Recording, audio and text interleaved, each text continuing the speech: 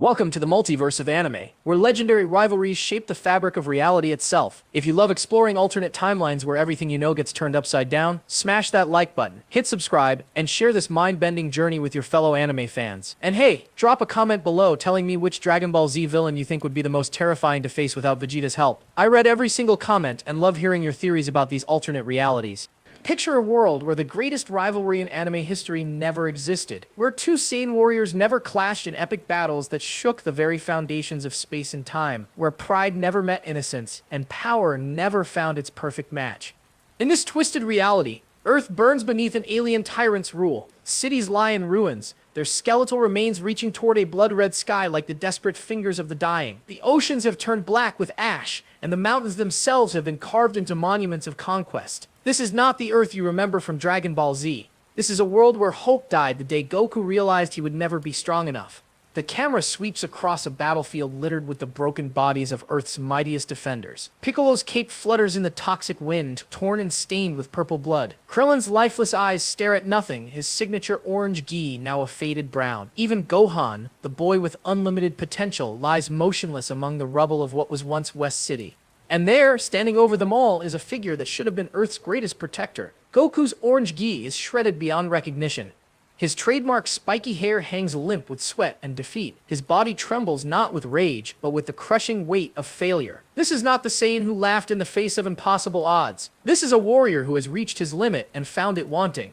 Above him, floating in the crimson sky like a pale angel of death, Emperor Frieza surveys his conquered domain. His cold laughter echoes across the wasteland as he raises one finger toward the defeated Saiyan. The tyrant who should have died on Namek instead rules from the throne that should have been Earth's salvation. But here's where the story gets truly terrifying.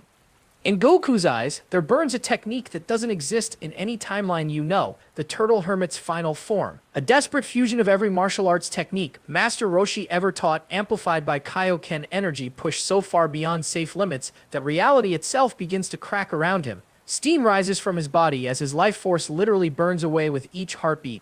This is the power of a Saiyan with no rival to push him forward, no Prince of all Saiyans to mock his weakness, no Vegeta to show him what true Saiyan pride looks like. Instead, Goku fights alone, always alone, pushing himself beyond every natural boundary until his own strength becomes the weapon that destroys him.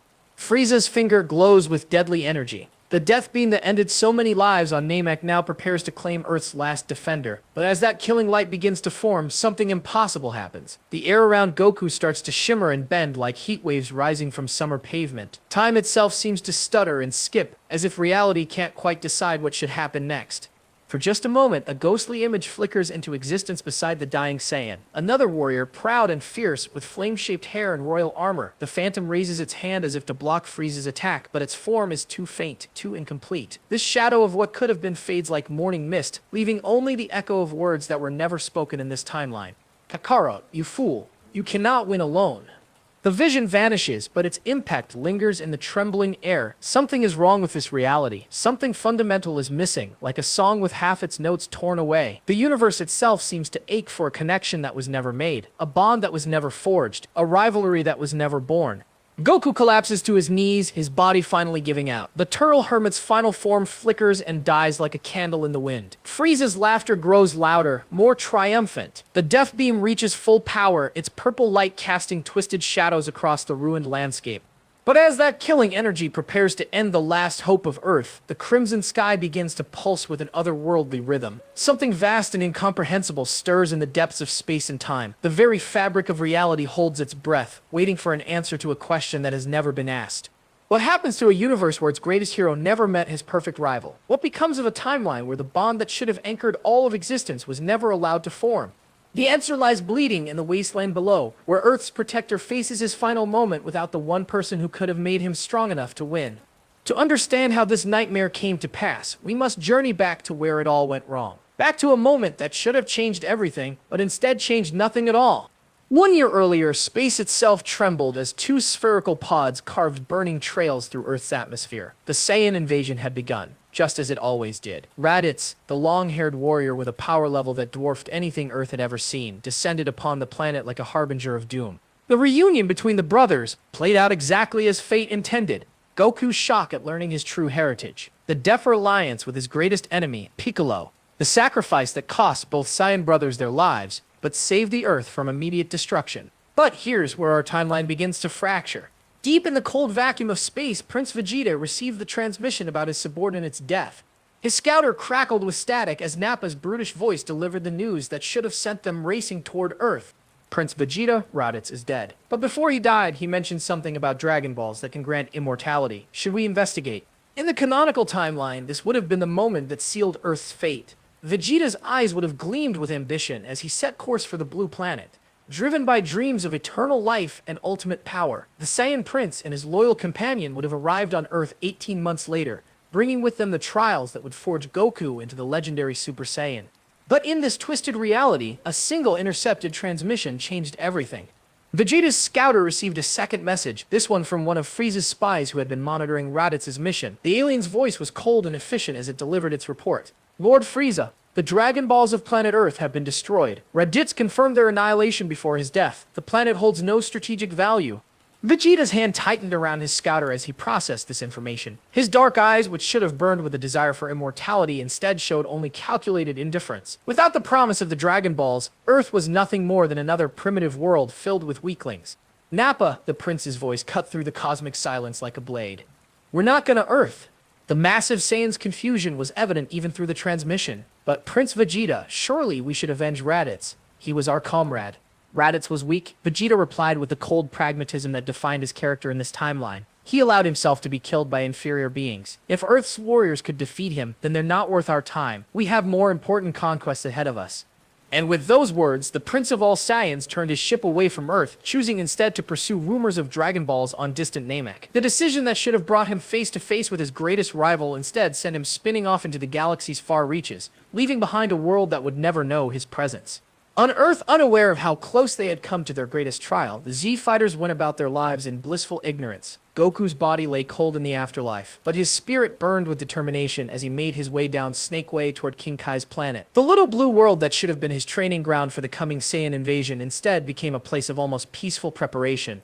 King Kai, the jovial deity of the North Galaxy, welcomed Goku with his usual terrible jokes and stern training regimen, but without the desperate urgency of an impending Saiyan attack, the training took on a different quality. Goku learned the Kaioken technique and the Spirit Bomb, but he did so without the crushing pressure of knowing that Earth's fate hung in the balance. Goku, King Kai said one day as they watched his progress with the Kaioken, I sense something strange in the cosmic winds. There should be a great trial coming for Earth, but the threads of fate seem uncertain.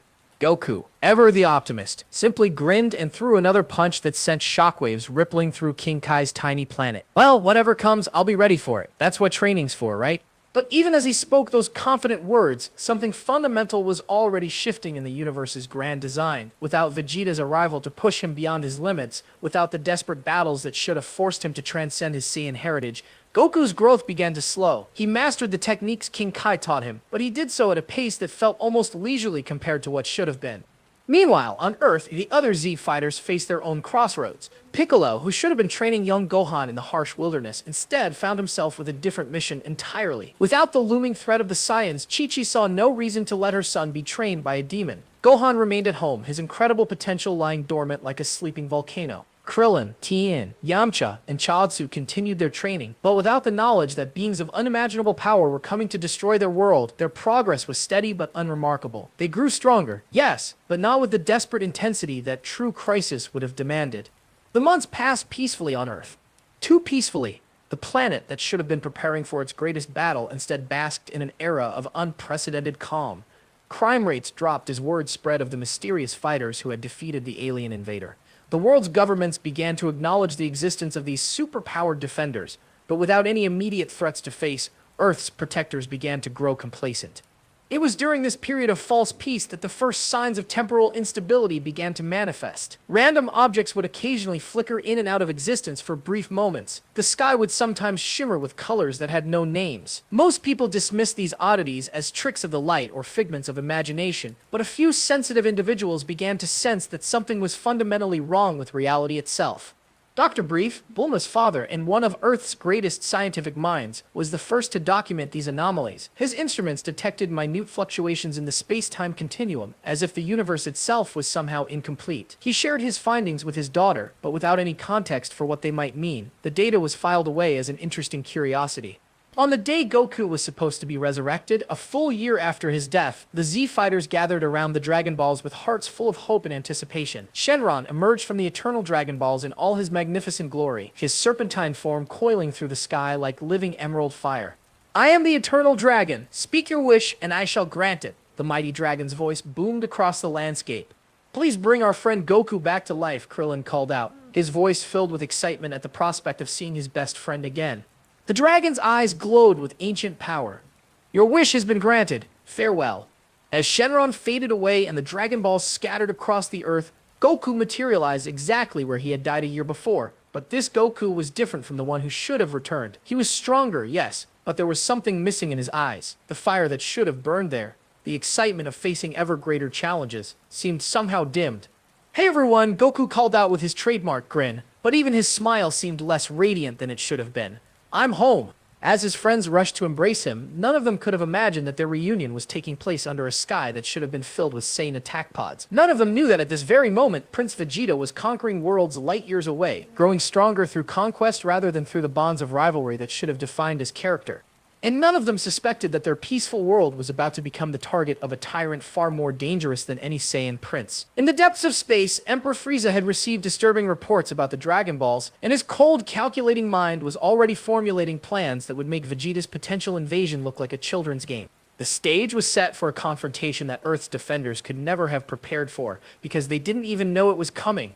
6 months had passed since Goku's resurrection, and Earth had settled into a rhythm of peace that felt almost unnatural. The planet that should have been bracing for the arrival of two Saiyan warriors instead basked in an era of unprecedented tranquility. But for Goku, this peace felt like a cage.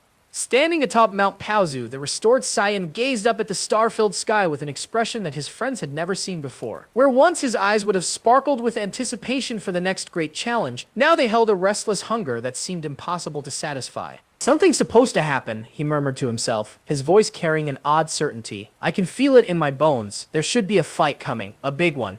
Chi-Chi emerged from their house, carrying a steaming cup of tea. Her face, which in another timeline would have been lined with worry about Saiyan invaders, instead glowed with contentment. "Goku, you've been staring at that sky for hours. Come inside. Gohan's been asking for you."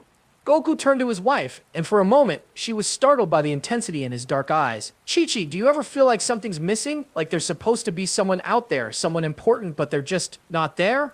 She laughed, the sound light and carefree. "Oh, Goku, you and your strange feelings. The only thing missing is you at the dinner table. Now come on, before the food gets cold." As they walked back toward the house, neither of them noticed the subtle shimmer in the air above them, like heat waves rising from invisible fire. The first temporal echo was growing stronger, reality itself straining under the weight of what should have been. Meanwhile, in West City, Bulma Breeze was experiencing her own sense of inexplicable emptiness. The brilliant scientist sat in her laboratory, surrounded by the most advanced technology on Earth, yet she found herself staring blankly at blueprints that held no interest for her. "This is ridiculous," she muttered, pushing away from her desk. "I have everything I could want. Money, fame, the most brilliant mind on the planet. So why do I feel like I'm waiting for something that's never going to come?" Her father, Dr. Brief, looked up from his own workstation where he was analyzing the strange energy readings that had been appearing with increasing frequency. "Perhaps it's those anomalies I've been detecting, dear. They seem to be affecting sensitive individuals in unusual ways." Bulma frowned, walking over to examine his data. The readings showed reality itself fluctuating, as if the universe was trying to remember something it had forgotten. "Dad, these patterns, they're almost like echoes, as if something significant happened, but then didn't happen at the same time. Quite peculiar, isn't it?" Dr. Brief adjusted his glasses, his expression growing serious. "I've never seen anything like it. It's as if the very fabric of space-time is longing for something." Back at the Kame house, Master Roshi was having his own crisis of purpose. The ancient martial arts master sat on his favorite beach chair, but instead of reading his usual magazines, he stared thoughtfully at the horizon. "Turtle," he said to his faithful companion, "I've trained warriors for centuries, but I've never felt as useless as I do right now. Goku has surpassed anything I could teach him, yet something tells me he's not nearly strong enough for what's coming." The turtle looked up at his master with ancient, knowing eyes. "Perhaps, Master Roshi, the problem isn't that Goku needs a teacher. Perhaps he needs an equal." Those words hit the old hermit like a thunderbolt. An equal. Yes, that was exactly what was missing. Throughout history, the greatest warriors had always been forged in the fires of rivalry. But Goku stood alone at the peak of Earth's power, with no one to push him higher. The realization was interrupted by the arrival of Krillin, who landed on the beach with his signature flying technique. But instead of his usual cheerful demeanor, Goku's best friend looked troubled. Master Roshi, something weird happened during my training today, Krillin said, brushing sand from his orange gi. I was practicing my Destructo disc when suddenly I got this vision. I saw Goku fighting someone, but not just anyone. Another Saiyan with dark hair and armor. They were fighting like their lives depended on it, but they were both smiling. Roshi stroked his beard thoughtfully. A vision of another Saiyan? How curious. Goku mentioned that his brother spoke of other survivors, but we assumed they were all in distant parts of the galaxy.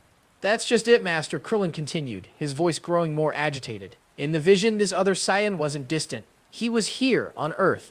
And the way they fought, it wasn't just a battle. It was like they were made for each other, like two pieces of the same puzzle. The old Turtle Master's eyes widened as the implications hit him. Could it be that Goku was supposed to meet another Saiyan? Could that be the missing piece that everyone seemed to sense? At that very moment, high above Earth's atmosphere, something extraordinary was happening. The void of space, which should have remained empty, began to pulse with an otherworldly energy. For just a moment, a ghostly image appeared in the darkness between the stars, the outline of a spherical ship, its hull bearing the royal crest of the Saiyan elite. Inside this phantom vessel, the translucent figure of a proud warrior materialized. Prince Vegeta, or rather the echo of what he should have been, stood at the command console with his arms crossed. His dark eyes burned with an intensity that transcended dimensions as he stared down at the blue world below. Kakarote, the specter whispered, his voice carrying across impossible distances. You grow weak without me, and I conquer empty worlds that bring no satisfaction. We are both incomplete. The ghostly ship flickered and faded, but its brief appearance sent shockwaves through the fabric of reality. On Earth's surface, every martial artist simultaneously felt a chill run down their spine. Goku clutched his chest as if struck by an invisible blow, his heart racing with an emotion he couldn't name. What was that? Chi-Chi asked, alarmed by her husband's sudden distress. Goku's eyes were wide, staring up through the ceiling as if he could see through to the stars beyond. I don't know, but it felt like someone calling my name, someone important, someone I should know, but don't. The feeling spread across the planet like ripples in a cosmic pond. Piccolo, meditating in the wasteland, opened his eyes with a start. Tien and Chiaotzu paused in their training, exchanging worried glances. Even Yamcha, who was in the middle of a baseball game, suddenly looked up at the sky with inexplicable longing. But it was Gohan who experienced the most powerful reaction. The young boy, who in another timeline would have already begun his training as a warrior, suddenly burst into tears without understanding why. Mommy, he sobbed, clinging to Chi-Chi's dress. I had a dream of my dad fighting someone who looked just like him. But the other man was mean and proud, and he kept calling Dad a funny name. But they weren't really enemies. They were like best friends who pretended to hate each other. Chi-Chi held her son close, but her eyes met Goku's over the boy's head. There was something in Gohan's words that resonated with the strange emptiness they had all been feeling. The temporal echo was growing stronger by the day, and with it came an increasing sense of wrongness that permeated every aspect of their lives. Earth's defenders were growing restless, sensing that they were missing something crucial, but unable to identify what it could be. And in the depths of space, Emperor Frieza's massive ship was altering course toward Earth. The galactic tyrant had finally decided to investigate the Dragon Ball rumors personally, his patience worn thin by conflicting reports about their status. Unlike the Saiyan prince who had dismissed Earth as worthless, Frieza's paranoid nature demanded that he verify the truth with his own eyes. The stage was set for a confrontation that Earth was utterly unprepared for. Without the trials that should have forged them into legendary warriors, without the rivalry that should have pushed them beyond their limits, the planet's defenders were about to face their greatest test while operating at only a fraction of their true potential. High above Mount Paozu, the air shimmered once more, and for the briefest instant, the ghostly image of a Saiyan attack pod appeared in the sky. It hung there like a promise unfulfilled before dissolving into nothingness, leaving behind only the echo of what should have been. The warning came at dawn, but by then it was already too late. Bulma's computer systems erupted in a cacophony of alarms as her orbital satellites detected something that should have been impossible. A massive energy signature was approaching Earth at impossible speeds, its power readings so off the charts that her instruments couldn't even calculate an accurate measurement. Dad! Bulma screamed, her voice cracking with panic as she stared at the screen. Something's coming, something huge. Dr. Brief rushed to his daughter's side, his usual calm demeanor evaporating as he saw the data streaming across the monitors. The approaching object wasn't just large, it was the size of a small city, and its energy output dwarfed anything in their databases. My dear, he whispered, his face pale with realization, I believe we're about to receive visitors, and judging by these readings, they're not coming for a friendly chat. Across the world, Goku bolted upright in his bed as every instinct screamed danger. The peaceful morning air suddenly felt thick and oppressive, like the calm before a hurricane. His Saiyan blood, dormant for so long without a proper challenge, began to sing with anticipation and dread. Chi-Chi, he said urgently, shaking his wife awake. Get Gohan and hide. Something terrible is coming. She sat up, instantly alert at the tone in his voice. This wasn't the Goku who got excited about strong opponents. This was the Goku who had faced his brother Raditz, the Goku who understood that some fights were about survival rather than sport. What is it? She asked, already moving toward Gohan's room. I don't know, Goku replied, his eyes fixed on the sky that was beginning to darken despite the early hour, but it's stronger than anything I've ever felt. Stronger than Raditz. Maybe stronger than me. The words hung in the air like a death sentence. For the first time since his resurrection, Goku was afraid. High above Earth's atmosphere, the massive flagship of Emperor Frieza's armada emerged from hyperspace like a nightmare made manifest. The ship was a monument to conquest, its black hull bristling with enough firepower to reduce entire planets to cosmic dust, and at its heart, in a throne room that had witnessed the deaths of countless civilizations, sat the most feared being in the universe. Emperor Frieza reclined in his hover chair, his pale skin almost glowing in the dim light of his command center. His tail swished with predatory anticipation as he gazed down at the blue world that had caused him so much trouble. The reports about Dragon Balls had been maddeningly contradictory, but Frieza had not built his empire by leaving loose ends untied. Lord Frieza, one of his subordinates, reported, "We're detecting several high power levels on the planet's surface. Nothing compared to your magnificence, of course, but significantly higher than expected for such a primitive world." Frieza's lips curved into a cold smile. How delightful! It seems this little backwater planet has produced some interesting specimens. Perhaps I'll keep a few alive for entertainment purposes.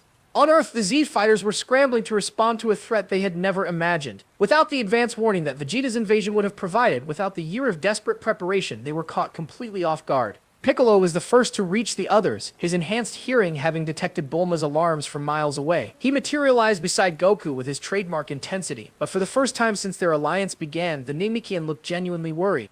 Goku, Piccolo said, his voice grim. Whatever's up there, it makes Raditz look like a child playing at being a warrior. We're not ready for this.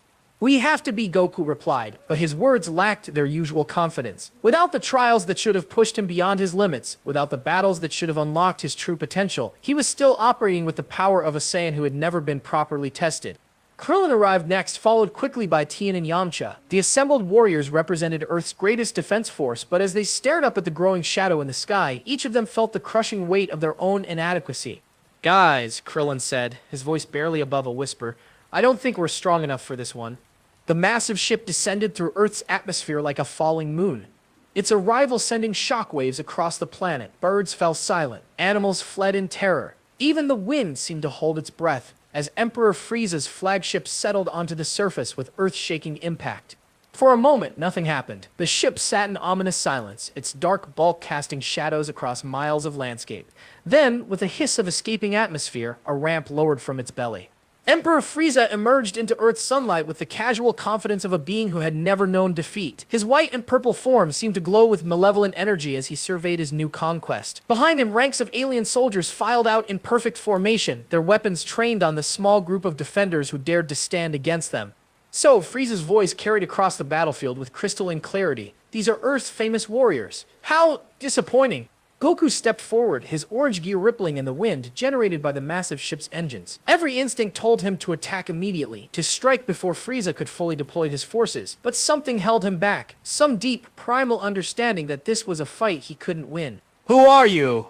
Goku called out, his voice steady despite the fear gnawing at his heart. What do you want with Earth? Frieza's laughter was like breaking glass, sharp and cruel. How precious. The monkey doesn't even know who I am. His red eyes fixed on Goku with predatory interest. I am Emperor Frieza, ruler of the largest empire in the known universe, and I'm here for the Dragon Balls. The Dragon Balls were used, Piccolo interjected, stepping up beside Goku. They're scattered across the planet. You can't use them for another year. Oh, but I can wait, Frieza replied with mock politeness. A year is nothing to an immortal emperor. In the meantime, I think I'll make myself comfortable. Consider yourselves the welcoming committee for your planet's new ruler. That's when Goku's restraint finally snapped. With a cry that echoed across the battlefield, he launched himself at Frieza with everything he had. His fists blazed with Kaioken energy as he unleashed a barrage of attacks that would have pulverized mountains. Frieza didn't even move. The tyrant's finger twitched, and Goku was sent flying backward through 3 hills before crashing into a distant mountain. The impact created a crater the size of a city block, and when the dust settled, Goku struggled to his feet with blood streaming down his face. Impossible, he gasped, his eyes wide with shock. He didn't even try to block that. Frieza examined his fingernail with bored interest. My, is that really the best Earth has to offer? How tragic. I was hoping for at least a few minutes of entertainment. The other Z-Fighters launched their own desperate assault, but the result was the same. Piccolo's special beam cannon was deflected with casual ease. Krillin's Destructo disc shattered against Frieza's skin without leaving a mark. Tien's tri-beam barely made the Emperor blink. Within minutes, Earth's mightiest defenders lay broken and defeated, their bodies scattered across the battlefield like discarded toys. And through it all, Frieza hadn't even bothered to leave his hover chair. How delightfully easy, the tyrant mused as he surveyed the carnage. I was told this planet produced strong warriors, but it seems someone has been grossly exaggerating your capabilities. As Goku struggled to remain conscious, his vision blurring from the beating he had received, he felt something he had never experienced before: true despair. For the first time in his life, he had encountered an opponent so far beyond his abilities that victory seemed impossible. In that moment of crushing defeat, the second temporal echo pulsed through reality like a heartbeat. Somewhere in the depths of space, Prince Vegeta paused in his conquest of a distant world and looked up at the stars with sudden, inexplicable urgency. "Kakarot," he whispered to the void, "you're in danger." 6 months under Emperor Frieza's iron rule had transformed Earth into a world that no longer resembled the peaceful planet the Z-Fighters had once protected. The blue skies had turned a perpetual gray, choked with the smoke of burning cities and industrial complexes built to serve the galactic tyrant's empire. What had once been humanity's greatest achievements now stood as monuments to their complete subjugation. In the ruins of what used to be West City, Goku crouched in the shadows of a collapsed building. His once bright orange gi now faded and torn from months of guerrilla warfare. His face, usually so open and cheerful, had hardened into something his friends barely recognized. The naive optimism that had defined him was gone, replaced by the grim determination of a warrior who had learned that sometimes good doesn't triumph over evil. "The supply convoy will pass through here in 20 minutes, Bulma whispered, her voice barely audible as she adjusted the makeshift scanner she had built from salvaged parts. Her blue hair was dirty and unkempt, tied back with a strip of cloth torn from her lab coat. The brilliant scientist who had once lived in luxury now spent her days hiding in sewers and abandoned buildings, using her intellect to keep the resistance alive. Goku nodded, but his eyes remained fixed on the horizon, where Frieza's massive fortress dominated the skyline like a black cancer growing from the Earth's flesh. Every day, the tyrant's influence spread further. Every day, more humans disappeared into the forced labor camps, or worse. "Goku," Krillin's voice crackled through the primitive communication device Bulma had rigged up. "Piccolo's team is in position. Tien and Yamcha are ready on the east side. We're as ready as we'll ever be." The plan was simple, born of desperation rather than strategy. Hit the supply convoy, steal whatever weapons and resources they could, then disappear back into the underground tunnels before Frieza's forces could respond. It was the same type of mission they had been running for months, each one a small victory that felt meaningless against the overwhelming power of their occupiers. "Remember," Goku said into his communicator, his voice carrying none of its former warmth, "we're not here to be heroes. We take what we can and get out. No unnecessary risks." It was a philosophy that would have been unthinkable to the old Goku, the one who rushed headfirst into every battle with a smile on his face. But that Goku had been broken on the day Frieza arrived, crushed under the weight of his own inadequacy. As the convoy approached, a line of hovering transport vehicles escorted by armed soldiers, Goku felt the familiar surge of energy that came with activating his Kaioken technique. But where once this power had filled him with excitement, now it only reminded him of his limitations. Even at his maximum output, even pushing his body beyond its safe limits, he was still nothing compared to Frieza. The attack began with Piccolo's special beam cannon, the concentrated energy blast punching through the lead escort vehicle's armor like paper. The convoy erupted into chaos as the remaining guards scrambled to identify the source of the attack, but they were already too late.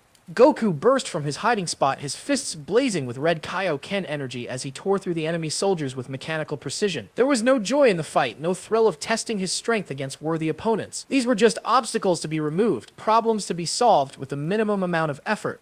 A blast of energy seared past his head, close enough that he could feel the heat against his skin. Goku spun around to face his attacker, one of Frieza's elite soldiers whose power level was respectable by Earth standards, but laughably weak compared to the Emperor himself. "You dare defy Lord Frieza?" the alien snarled, raising his weapon for another shot. "He will make you suffer for this insolence." "Frieza's already made us all suffer," Goku replied, his voice flat and emotionless. "The question is whether you're smart enough to surrender before I have to hurt you." The soldier's answer was another energy blast, this one aimed directly at Goku's chest. But the Saiyan warrior was no longer the same person who had struggled against these enemies months ago. Desperation had been a harsh teacher, and the constant threat of death had forced him to refine his techniques in ways that peace never could have. Goku's hand moved faster than the eye could follow, deflecting the energy blast back at its source with such precision that it struck the soldier's weapon and disintegrated it completely. Before the alien could react, Goku was there, his fist connecting with enough force to send his opponent flying into the side of a transport vehicle. Supply grab complete, Tien's voice reported through the communicator. Medical supplies, food rations, and what looks like some kind of new weapon system.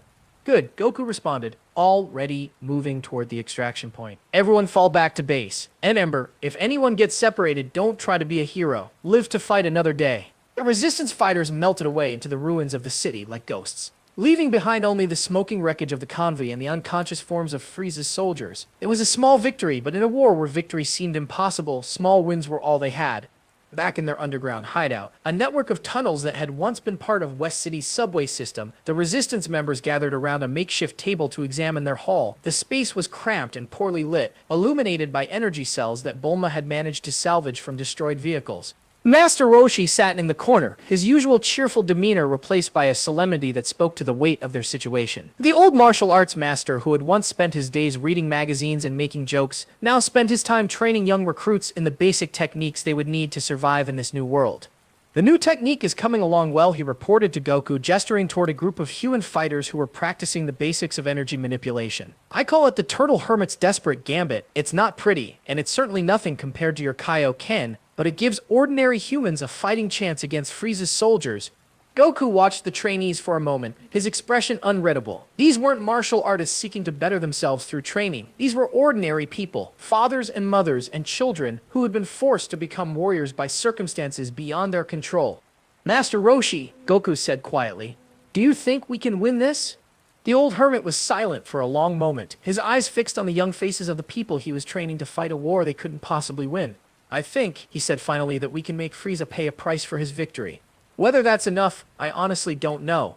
It was then that Gohan appeared from one of the side tunnels, his small face streaked with dirt and his clothes patched with whatever materials they could find. The boy who should have been playing and learning was instead serving as a messenger and scout for the resistance, his natural agility and small size making him invaluable for reconnaissance missions. Dad, Gohan said, his voice carrying a maturity that no child should have possessed. Mom wants to see you, she says it's important. Goku followed his son through the winding tunnels to the small chamber where Chi-Chi had set up their family's living space. His wife looked up as he entered, and he was struck by how much she had changed. The woman who had once worried about Gohan's education and Goku's fighting now carried herself with the quiet strength of someone who had learned to survive in hell. Goku, she said, her voice soft but urgent. I've been having those dreams again, the ones about the other Saiyan. Goku's breath caught in his throat. For months now, both he and Chi-Chi had been experiencing vivid dreams about a proud warrior with dark hair and royal armor. A Saiyan prince who fought with techniques they had never seen, who pushed Goku to limits he had never imagined. What did you see this time? He asked, settling down beside her on their makeshift bed. He was fighting someone, Chi-Chi replied, her eyes distant as she recalled the vision. Someone powerful, but not as powerful as Frieza. And he was winning, Goku. He was actually winning because he was angry. So angry that his hair turned gold and his power became something beyond belief. The second temporal echo pulsed through the underground hideout like a heartbeat, stronger than it had ever been before. In the distance, something that sounded almost like a voice whispered a name that neither Goku nor Chi-Chi had ever heard, but somehow recognized. Vegeta! Across the galaxy, on a planet that burned beneath twin suns, Prince Vegeta stood over the broken body of another conquered foe, but for the first time since beginning his campaign of conquest, victory brought him no satisfaction. The emptiness in his chest had grown to a yawning void that no amount of conquest could fill. My prince, Nappa's voice interrupted his brooding. We've received word that Frieza has taken personal control of a planet called Earth. Should we investigate? Vegeta's eyes snapped up, suddenly sharp with an intensity that his companion had never seen before. Earth, he repeated, the word carrying weight he couldn't explain.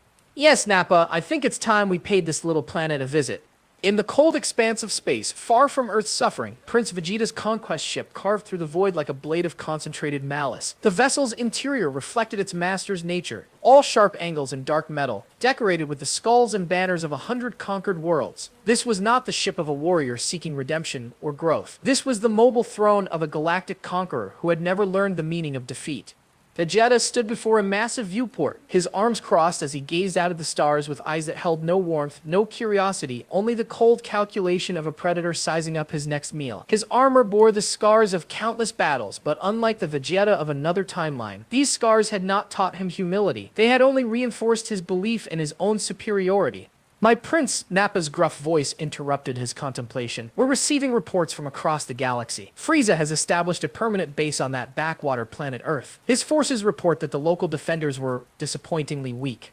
Vegeta's lip curled in disdain. Of course they were weak.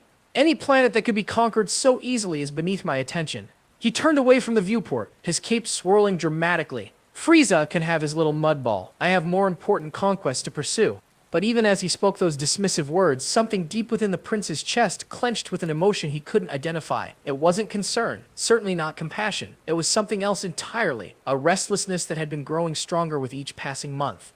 The truth was that Vegeta's conquests had become increasingly hollow. Planet after planet fell before his might, their champions crumbling like dust before the Prince of All Saiyans. Each victory should have brought satisfaction, should have proven his superiority over all other beings in the universe. Instead, they left him feeling more empty than before. "Show me the combat data from Earth," Vegeta commanded, his voice sharp with sudden interest. Nappa's scarred face registered surprise, but he complied without question. The main screen flickered to life, displaying grainy footage of Frieza's initial assault on Earth's defenders. Vegeta watched with growing intensity as the recording showed a spiky-haired warrior in orange clothing launching himself at the Galactic Emperor with reckless abandon. For a moment, just a moment, Vegeta's breath caught in his throat. There was something about the way this unknown fighter moved, something in his stance and technique that resonated with memories buried deep in his Saiyan DNA. The warrior fought like a Saiyan, but not just any Saiyan. He fought with a purity of purpose that Vegeta had never seen before. "Enhance Sector 7, Vegeta ordered, his voice tighter than usual. "I want to see this fool's face." The image zoomed in, revealing Goku's features in sharp detail. Vegeta stared at the screen, his dark eyes narrowing as he studied every line of the stranger's face. There was something maddeningly familiar about this warrior, something that made his Saiyan blood sing with recognition. "Kakarot," he whispered, the name escaping his lips before he could stop it. My prince? Nappa leaned forward, confusion evident in his voice. "Do you know this warrior?" Vegeta's jaw clenched, his hands curling into fists at his sides. The name had come from nowhere, spoken by instincts he didn't understand. But as he stared at the image of this unknown Saiyan, he felt something he had thought himself incapable of experiencing, genuine interest in another being's strength. "Run a genetic analysis," Vegeta commanded. "I want to know everything about this warrior. His bloodline, his power level, his fighting techniques, everything." The ship's computers hummed to life, analyzing the combat footage with mechanical precision. Within minutes, the results were forwards on screen, and Vegeta's eyes widened in genuine shock. "Impossible," he breathed. "Pure Saiyan genetics. Class 3 warrior lineage. But that should be impossible. Frieza destroyed planet Vegeta. There should be no other pure-blooded Saiyans left alive." For the first time in years, Prince Vegeta felt something other than bored superiority. Here was a mystery that demanded investigation, a puzzle that his warrior instincts couldn't ignore. But more than that, watching this Saiyan fight awakened something primal within him, something that had been dormant since childhood, the desire for a worthy opponent. "Nappa," Vegeta said, his voice carrying a new edge of excitement, "set course for Earth. It seems Frieza has found something that belongs to me." "My prince," Nappa's confusion was evident. "I thought you said Earth was beneath your notice." Vegeta's smile was sharp and predatory, but for the first time in months, it held genuine emotion rather than cold calculation. "I've changed my mind. If there's another Saiyan alive in this universe, then it's my royal duty to determine whether he's worthy of the blood that flows through his veins." As the ship altered course toward the distant blue world, Vegeta found himself pacing his quarters with uncharacteristic restlessness. The thought of facing another Saiyan in combat filled him with an anticipation he hadn't felt since childhood. Not since the days when his father would speak of legendary battles between Saiyan elites, contests of strength that could shake planets and tear holes in space itself. But this Vegeta was not the one who would learn humility through defeat. This was a prince who had never been challenged, never been forced to question his own superiority. In his mind, this journey to Earth was not about finding an equal. It was about claiming dominion over the last of his race and proving once and for all that he was the legendary Super Saiyan of myth.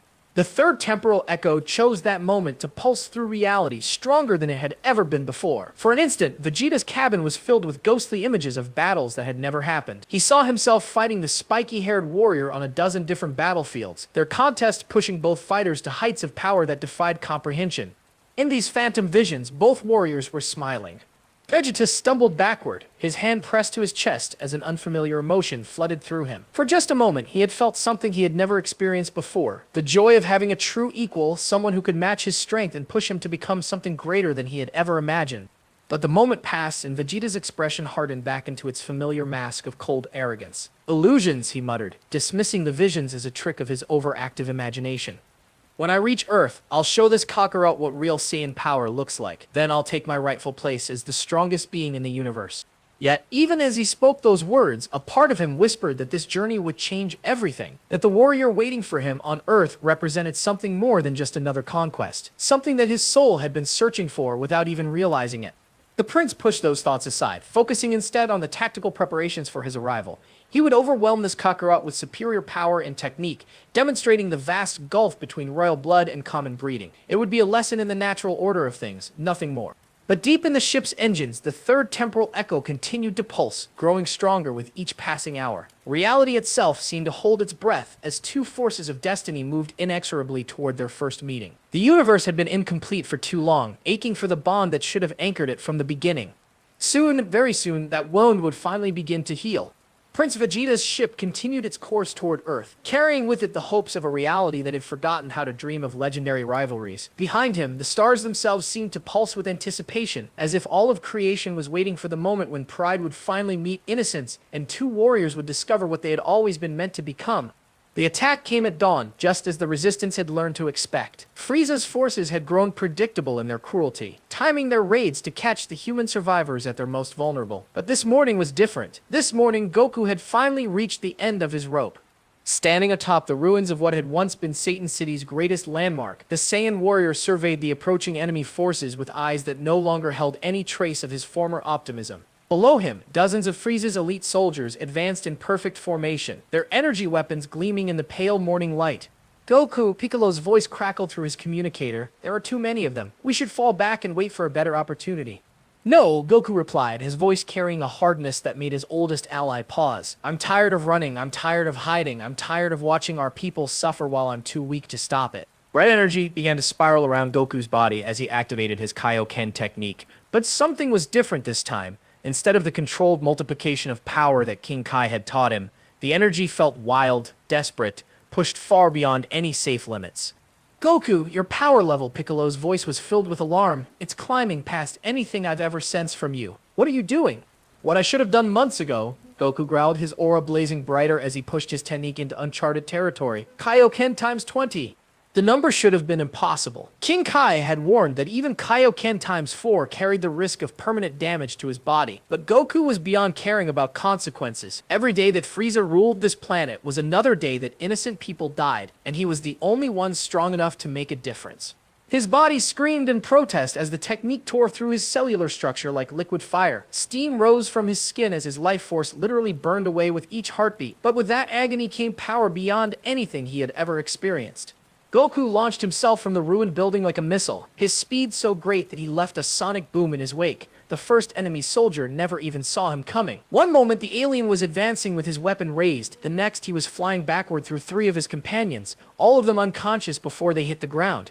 Impossible, one of the remaining soldiers gasped, raising his energy rifle with trembling hands. No being on this planet should possess such power. But Goku was already moving, his form a blur of orange and red as he tore through the enemy ranks like a force of nature. Each strike was precise, devastating, driven by months of accumulated rage and frustration. These weren't the clean, technical movements of a martial artist. This was the desperate fury of a protector who had been pushed beyond his breaking point. For everyone you've killed, Goku snarled as his fist connected with another soldier's chest. For every family you've destroyed. For every child who's gone hungry because of your empire.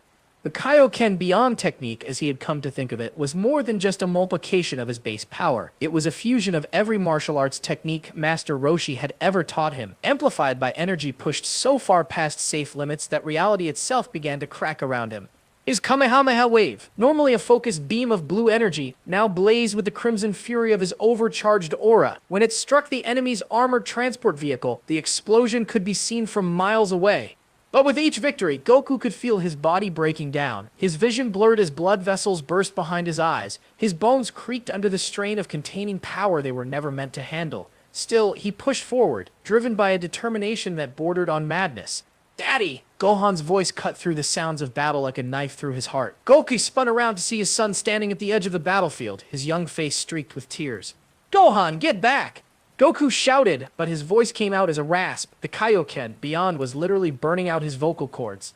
You're hurting yourself, Gohan cried, taking a step closer despite the danger. Please, Daddy, stop before you break completely. For a moment, Goku hesitated. Through the red haze of his overcharged aura, he could see the fear in his son's eyes. Not fear of the enemy soldiers, but fear of what his father was becoming. Fear of the monster that desperation was turning him into. That moment of hesitation was all the enemy needed. An energy blast struck Goku in the back, sending him crashing to the ground with enough force to create a crater. As he struggled to his feet, more soldiers emerged from the smoke and ruins, their weapons trained on both him and his son. Well, well, the lead soldier said, his voice filled with cruel amusement. The monkey finally shows his true colors. Lord Frieza will be most pleased to learn that Earth's greatest defender is nothing more than a berserker who can't control his own power. Goku tried to stand, tried to activate his technique again, but his body finally rebelled against the abuse he had subjected it to. The Kaioken beyond flickered and died, leaving him gasping on his knees as blood dripped from his mouth. Pathetic, the soldier continued, raising his weapon. At least your death will serve as an example to the other rebels. No one defies the Frieza force and lives. That's when it happened. As the soldier's finger tightened on the trigger, as Goku faced his final moment of failure, the first time loop completed its cycle. Reality shuddered and twisted, colors bleeding together like watercolors in the rain. For an instant that lasted eternity, Goku was somewhere else entirely. He stood in a wasteland that looked exactly like this battlefield, but the sky was different. Blue instead of gray, clean instead of poisoned. And across from him stood another warrior, proud and fierce, with flame-shaped hair and royal armor. "You're holding back, Kakarote," the Phantom Warrior said, his voice carrying the authority of royalty and the heat of genuine rivalry. "You'll never reach your true power if you're afraid to break your own limits." "I'm not afraid," Goku replied to the vision, though he wasn't sure if the words came from his mouth or his heart. "I just don't want to hurt anyone." The ghostly Saiyan Prince laughed, a sound that held both mockery and strange affection. "Fool, your compassion is your strength, not your weakness. But compassion without power is just pretty words. Show me your true strength, or watch everything you care about burn." The vision shattered like glass, and Goku was back in the ruins of Satan City, facing the soldier who was about to execute him.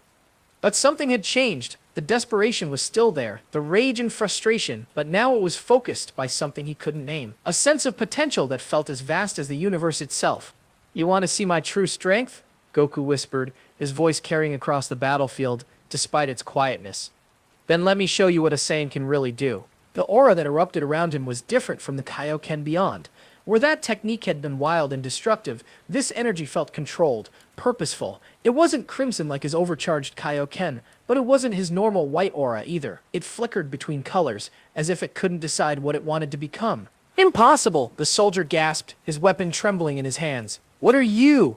Goku rose to his feet, his body no longer screaming in protest, but instead singing with harmonious power. This wasn't the desperate burning of the Kaioken beyond. This was something new, something that felt right in a way that no technique ever had before. "I'm a Saiyan from Earth," Goku said, his voice steady and strong, "and I'm done letting you hurt my family."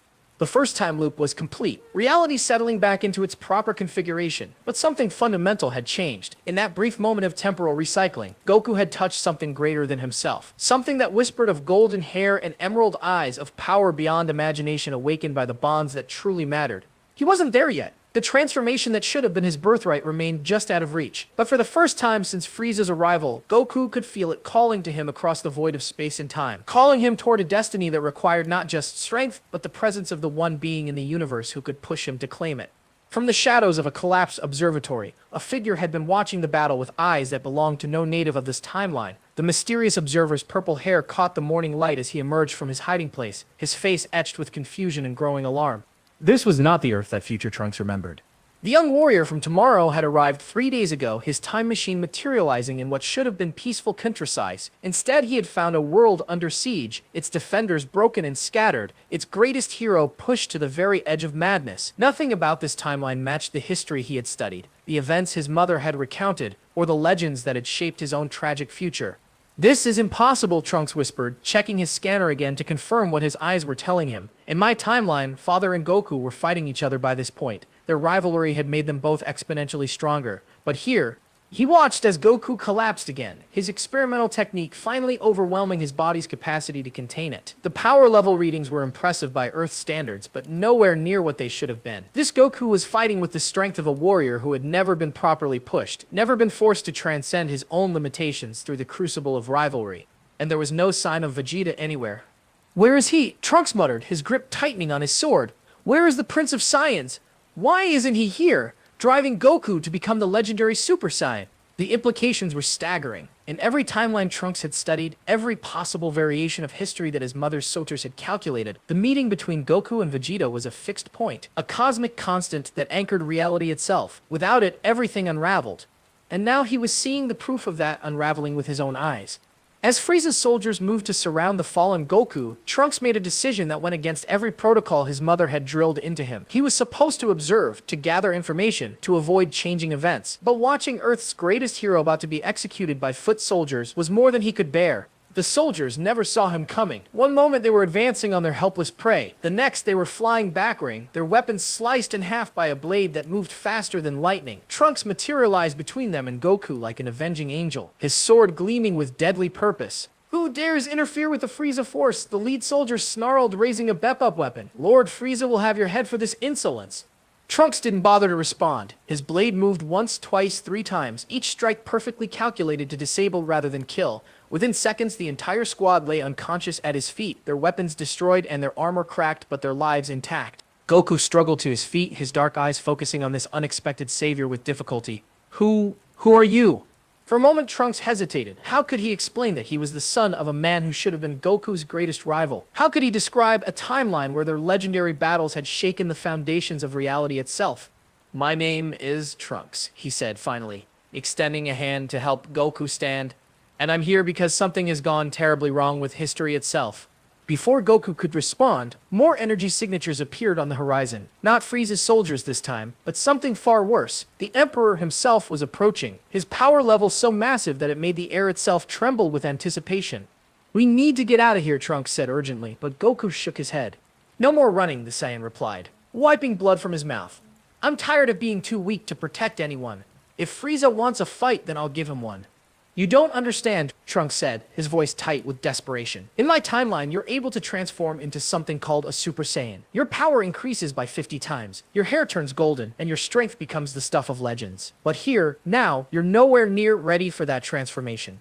Goku's eyes widened at the description, his heart racing as he recognized the truth in Trunks' words. The vision from the time loop, the phantom warrior with flame-shaped hair, the sense of vast potential just beyond his reach. It all made sudden, terrible sense. How? Goku asked. How am I supposed to reach this Super Saiyan form? Trunks looked around desperately, as if the answer might be written in the ruins of the city around them. In every timeline I've studied, it was triggered by your rivalry with my father. The two of you pushed each other beyond your limits, forced each other to transcend what you thought was possible. But he's not here. He never came to Earth, and without him, I'm just not strong enough, Goku finished, the words bitter in his mouth. The second time loop began to pulse around them, reality shimmering like a mirage as the universe tried to protect its own mistake. For a brief moment, Trunks caught a glimpse of how things should have been. He saw his father's ship descending from the sky, saw the pride and fury in Vegeta's eyes as he first laid eyes on Kakarot, saw the battles that should have forged both warriors into legends. But the vision faded, leaving them back in the broken timeline where Earth's greatest defender faced extinction alone. There has to be another way, Trunks said, his voice filled with determination. Some other terror for the transformation. In my timeline, my father achieved Super Saiyan through rage when he realized he would never surpass you. Maybe if we could find what drives you to that same level of emotion. His words were cut off by a sound that made both warriors' blood run cold. Slow, mocking applause echoed across the battlefield as Emperor Frieza descended from the sky, his pale form radiating malevolent power. How touching, the galactic tyrant said, his voice dripping with false sympathy. The monkey has found himself a new friend. Tell me, young swordsman, do you really think you can succeed where this pathetic Saiyan has failed so completely? Trunks' hand moved to his sword, but he knew it was useless. Even in his own timeline, where Goku and Vegeta had reached their legendary heights, Frieza was a force that required the combined strength of multiple Super Saiyans to defeat. Here, with Goku weakened and no Vegeta in sight, they had no chance. Lord Frieza, one of the Emperor's subordinates, reported, approaching with obvious nervousness. Our long-range scanners have detected an approaching vessel, Saiyan design, bearing the royal crest. Frieza's expression shifted from bored amusement to sharp interest. Saiyan? How fascinating. It seems this little planet is about to become even more entertaining. Trunks felt his heart leap with desperate hope. Could it be? Had Vegeta finally decided to investigate Earth? If so, then maybe, just maybe, there was still a chance for this timeline to correct itself.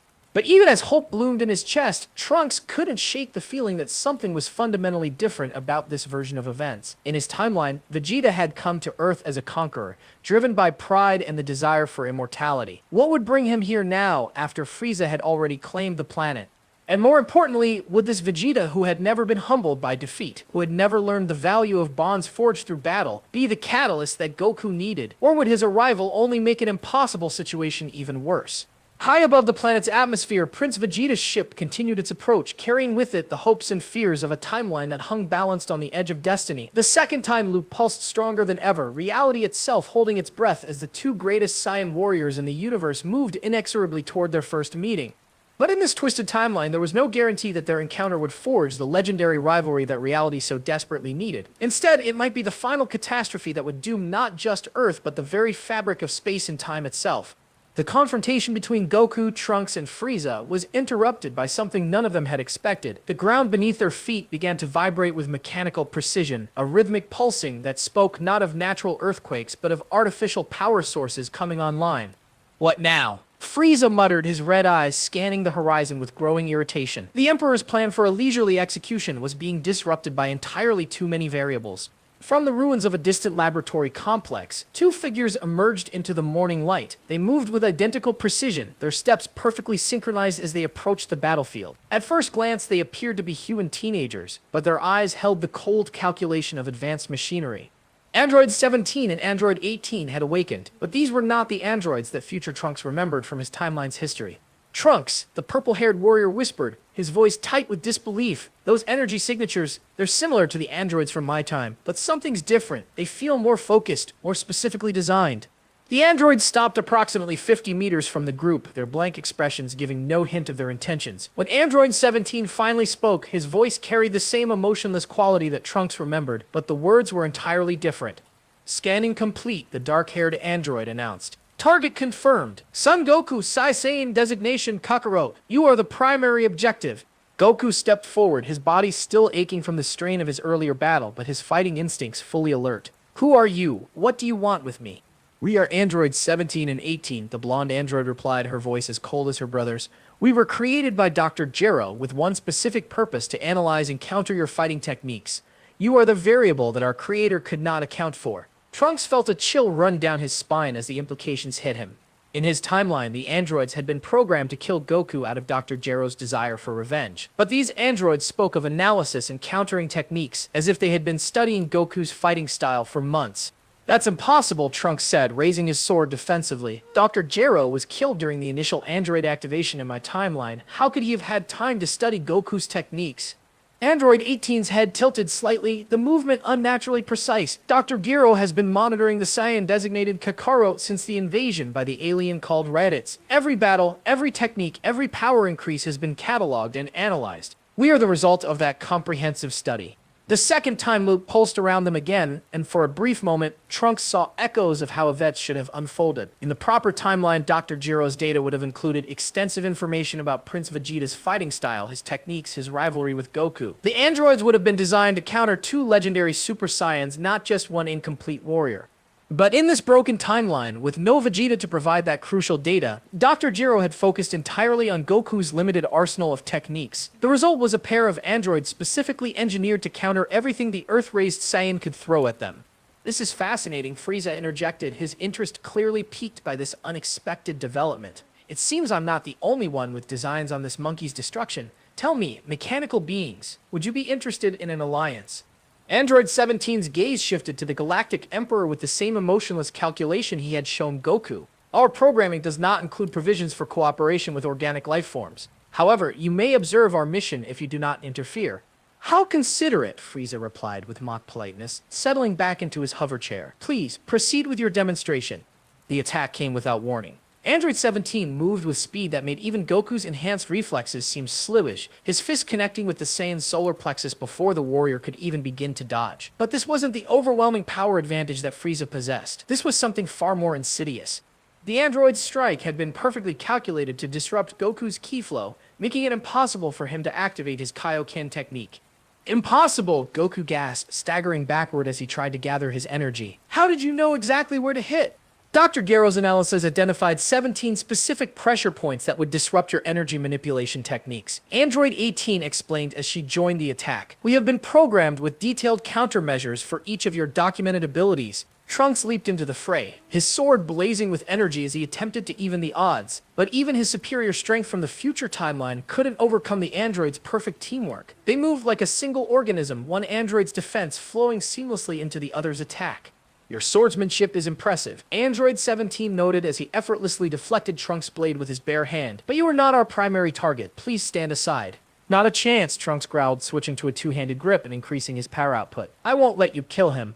But as the battle intensified, it became clear that these androids possessed something their counterparts from other timelines had lacked: complete intelligence about their opponent's capabilities. Every technique Goku tried, every strategy he attempted was anticipated and countered with mechanical precision. When he tried to use the Kamehameha wave, Android 18 was already in position to deflect it harmlessly into the sky. When he attempted his signature instant transmission, Android 17 was waiting at his destination point with a perfectly timed counterattack. This is impossible, Goku panted, blood streaming from multiple cuts and bruises. It's like you know every move I'm going to make before I make it. Correct? Android 17 confirmed. Dr. Jiro's computers have run 847,329 battle simulations based on your documented fighting patterns. We have prepared responses for every possible combination of your techniques. That's when Trunks realized the true horror of their situation. In his timeline, Goku and Vegeta's rivalry had forced both warriors to constantly evolve, to develop new techniques and strategies that kept them ahead of any potential threats. But this Goku had been fighting the same enemies with the same techniques for months, giving Dr. Jiro all the data he needed to create the perfect counterweapons. The battle was interrupted by a new arrival that none of them had anticipated. From the ruins of Dr. Jiro's laboratory, a third figure emerged. This one was larger than the other androids, his red mohawk and massive frame making him instantly recognizable to Trunks. Android 16, but like his companions, this version was fundamentally different from the one in future Trunks' memories.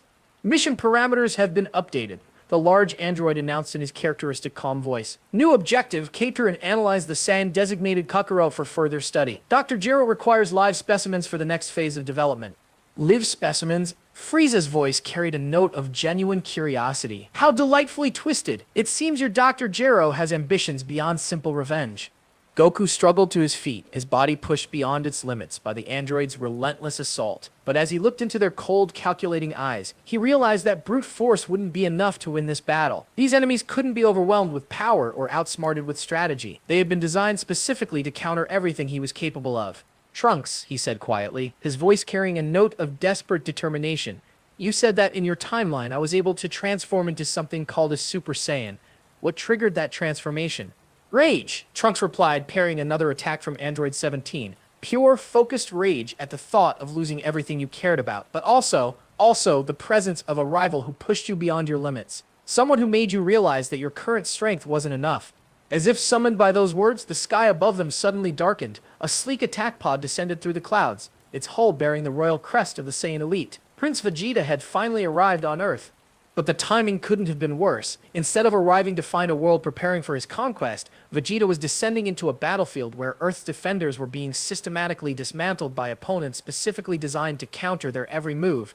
The attack pod touched down with earth-shaking impact, its hatch hissing open to reveal the Prince of all Saiyans in all his arrogant glory. Vegeta stepped onto the battlefield, his dark eyes taking in the scene with calculating interest. Well, he said, his voice carrying the authority of royalty and the confidence of someone who had never known true defeat. It seems I've arrived just in time for the entertainment. Frieza's laughter filled the air, sharp and cruel. Prince Vegeta, how delightful to see you again. I was beginning to think you had lost your warrior spirit. But Vegeta's attention was focused entirely on the spiky-haired warrior who was struggling to stand against the android's assault. This was the moment he had traveled across the galaxy to witness, the first meeting between the Prince of all Saiyans and the mysterious warrior called Kakarot. What none of them realized was that this meeting was taking place under the worst possible circumstances. Instead of the epic rivalry that should have forged both warriors into legends, they were about to face enemies designed to exploit every weakness that their lack of growth had created. The second time loop reached critical instability as reality itself struggled to accommodate this fundamental deviation from Destiny's plan. From beneath the shattered earth, something stirring in the depths of Dr. Jiro's underground laboratory sensed the chaos unfolding above. The biomechanical creature that had been gestating in its artificial womb for years suddenly opened eyes that gleamed with predatory intelligence. Unlike the perfect being of another timeline, this cell was incomplete, malformed, desperate. Without Prince Vegeta's genetic material to complete his design, this version of Cell had been forced to adapt, to evolve using whatever genetic samples Dr. Gero had been able to provide. The result was a creature that possessed raw cunning instead of overwhelming power, desperation instead of arrogant confidence. Finally, Cell whispered as he burst through the laboratory floor like a nightmare emerging from the depths of hell. After years of waiting, the conditions are perfect for my emergence. His appearance on the battlefield sent shockwaves through all the combatants. This Cell was visibly different from the perfect being future Trunks remembered.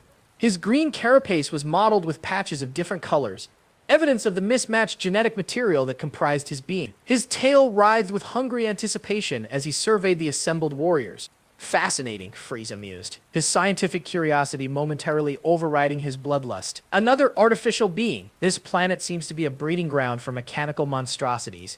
Cell's head snapped toward the Galactic Emperor, his compound eyes reflecting intelligence that was far more dangerous than the android's programmed responses. "Frieza," he said, his voice carrying recognition despite never having met the tyrant before. "Dr. Jiro's files spoke of you, the destroyer of planet Vegeta, the Emperor of the Universe. How convenient. You know of me?" Frieza's tone sharpened with interest. "How delightful. Perhaps you'd care to introduce yourself before I decide whether you're worth keeping alive." "I am Cell," the bio-android replied, his form beginning to shift and change as his adaptive abilities activated. "I am the ultimate life form, created from the genetic material of the strongest warriors in the universe, and I've been very, very hungry." Before anyone could react, Cell moved with speed that surprised even the androids. But instead of attacking the Z-Fighters or challenging Frieza, he did something that made Trunks' blood run cold. The bio-android lunged toward a group of Frieza's soldiers who had been observing the battle from what they thought was a safe distance. "No!" Trunks shouted, but he was too far away to intervene. Cell's tail stabbed into the first soldier with surgical precision, and the alien warrior's agonized scream was cut short as his life force was drained completely. But this Cell didn't stop there. Moving from soldier to soldier with mechanical efficiency, he absorbed dozens of Frieza's troops in a matter of seconds. "Impossible," Android 17 said, his emotionless voice carrying a note of what might have been Profine's. "His power level is increasing exponentially with each absorption." "He's adapting," Trunks realized with growing horror. Without Vegeta's genetic material to give him a foundation of pure power, he's been designed to evolve through absorption. He's not just feeding, he's learning from everything he consumes. Vegeta watched this display with the calculating gaze of a born predator. In another timeline, he might have been impressed by Cell's power, might have allowed the creature to reach its perfect form out of arrogant curiosity. But this Vegeta had never learned the hard lessons that came with defeat. He saw only a potential rival to be eliminated. "Pathetic," the Saiyan Prince declared. His arms crossed as his power began to rise. Another artificial being pretending to be the ultimate warrior. "I am Prince Vegeta, the legendary Super Saiyan. Allow me to demonstrate the difference between manufactured strength and royal bloodline." Cell paused in his feeding frenzy, his mismatched eyes focusing on Vegeta with sudden, intense interest. "A Saiyan," he whispered, his voice filled with an emotion that was far more complex than simple hunger. "Perfect.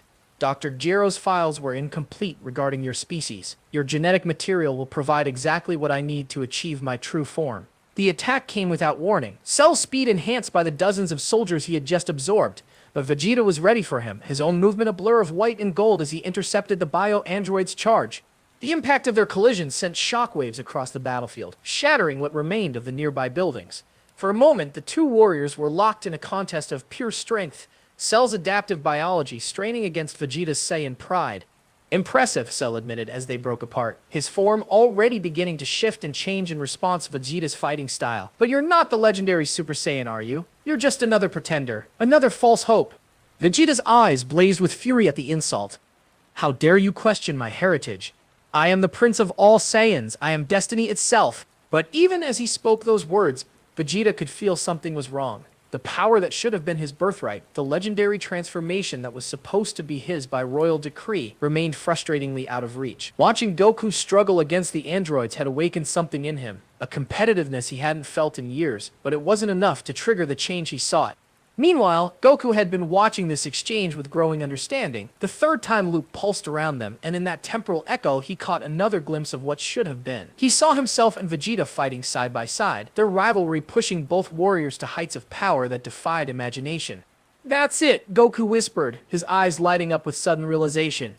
"Trunks, you say the Super Saiyan transformation was triggered by rage, but also by rivalry, by having someone who could match your strength and push you beyond your limits." Yes, Trunks replied, still fending off attacks from Android 18. In my timeline, you and my father drove each other to transcend what you thought was possible. But here, we're meeting for the first time in the middle of a battle we can't win, Goku finished. We're not rivals, we're just two warriors fighting the same enemies. Cell's laughter interrupted their conversation, the sound filled with malicious glee. How touching! The monkey is beginning to understand the futility of his situation. But understanding won't save you from what's coming next. The bio-android's form began to change more dramatically, his mismatched genetic material finally finding a stable configuration. Without Vegeta's perfect Saiyan DNA to guide his evolution, Cell was becoming something entirely different from the creature Trunks remembered. His carapace darkened to a deep purple, his limbs elongated, and his tail split into multiple appendages that writhed with independent life. "Behold," Cell declared, his voice now carrying harmonics that seemed to come from multiple throats, "the imperfect Cell of this timeline. I may not have achieved the perfect form that Dr. Jiro envisioned, but I have become something far more dangerous. I am adaptation incarnate." To demonstrate his new abilities, Cell suddenly sprouted additional arms from his torso, each one capable of independent movement and attack. His speed increased as his legs restructured themselves for maximum efficiency, and his energy attacks took on the chaotic nature of his mixed genetic heritage. "This is wrong," Trunks muttered, his sword trembling in his hands as he faced an enemy unlike anything from his timeline. Everything about this is wrong. Cell should be seeking perfection, not celebrating his imperfection. "Perhaps," Frieza interjected with obvious amusement. "This version of perfection is simply different from what you expected. Tell me, creature, would you be interested in serving under my command? Your adaptive abilities could prove quite useful in expanding my empire." Cell's multiple heads turned toward Frieza in unison, creating a disturbing display of synchronized movement. "Serve? I think you misunderstand the situation, Emperor. I don't serve anyone. I adapt, I evolve, and I consume everything that makes me stronger." "Including," Cell continued, his hungry gaze shifting between all the assembled warriors, "legendary Saiyans, time travelers, artificial beings, and galactic emperors. You're all just genetic material waiting to be harvested." The third time loop reached critical resonance as reality struggled to accommodate this fundamental deviation from Cell's intended evolution. Multiple timeline echoes began bleeding into the present, showing glimpses of the perfect tournaments that should have been, the epic battles that should have forged legends, the transformations that should have changed the fate of the universe. But in this broken timeline, with Cell embracing imperfection and the two greatest Saiyans meeting as strangers rather than rivals, those legendary moments remained tantalizingly out of reach. The bio-android's desperate hunger for completion began to warp the very fabric of space and time around them. "Enough talk," Vegeta snarled, his pride finally overriding his caution. "If you want Saiyan genetic material so badly, then come and take it. But I warn you, creature, the blood of princes is not so easily claimed." As the Prince of all Saiyans prepared to face this twisted version of perfection, the battlefield erupted into chaos that would determine not just the fate of Earth, but the stability of reality itself.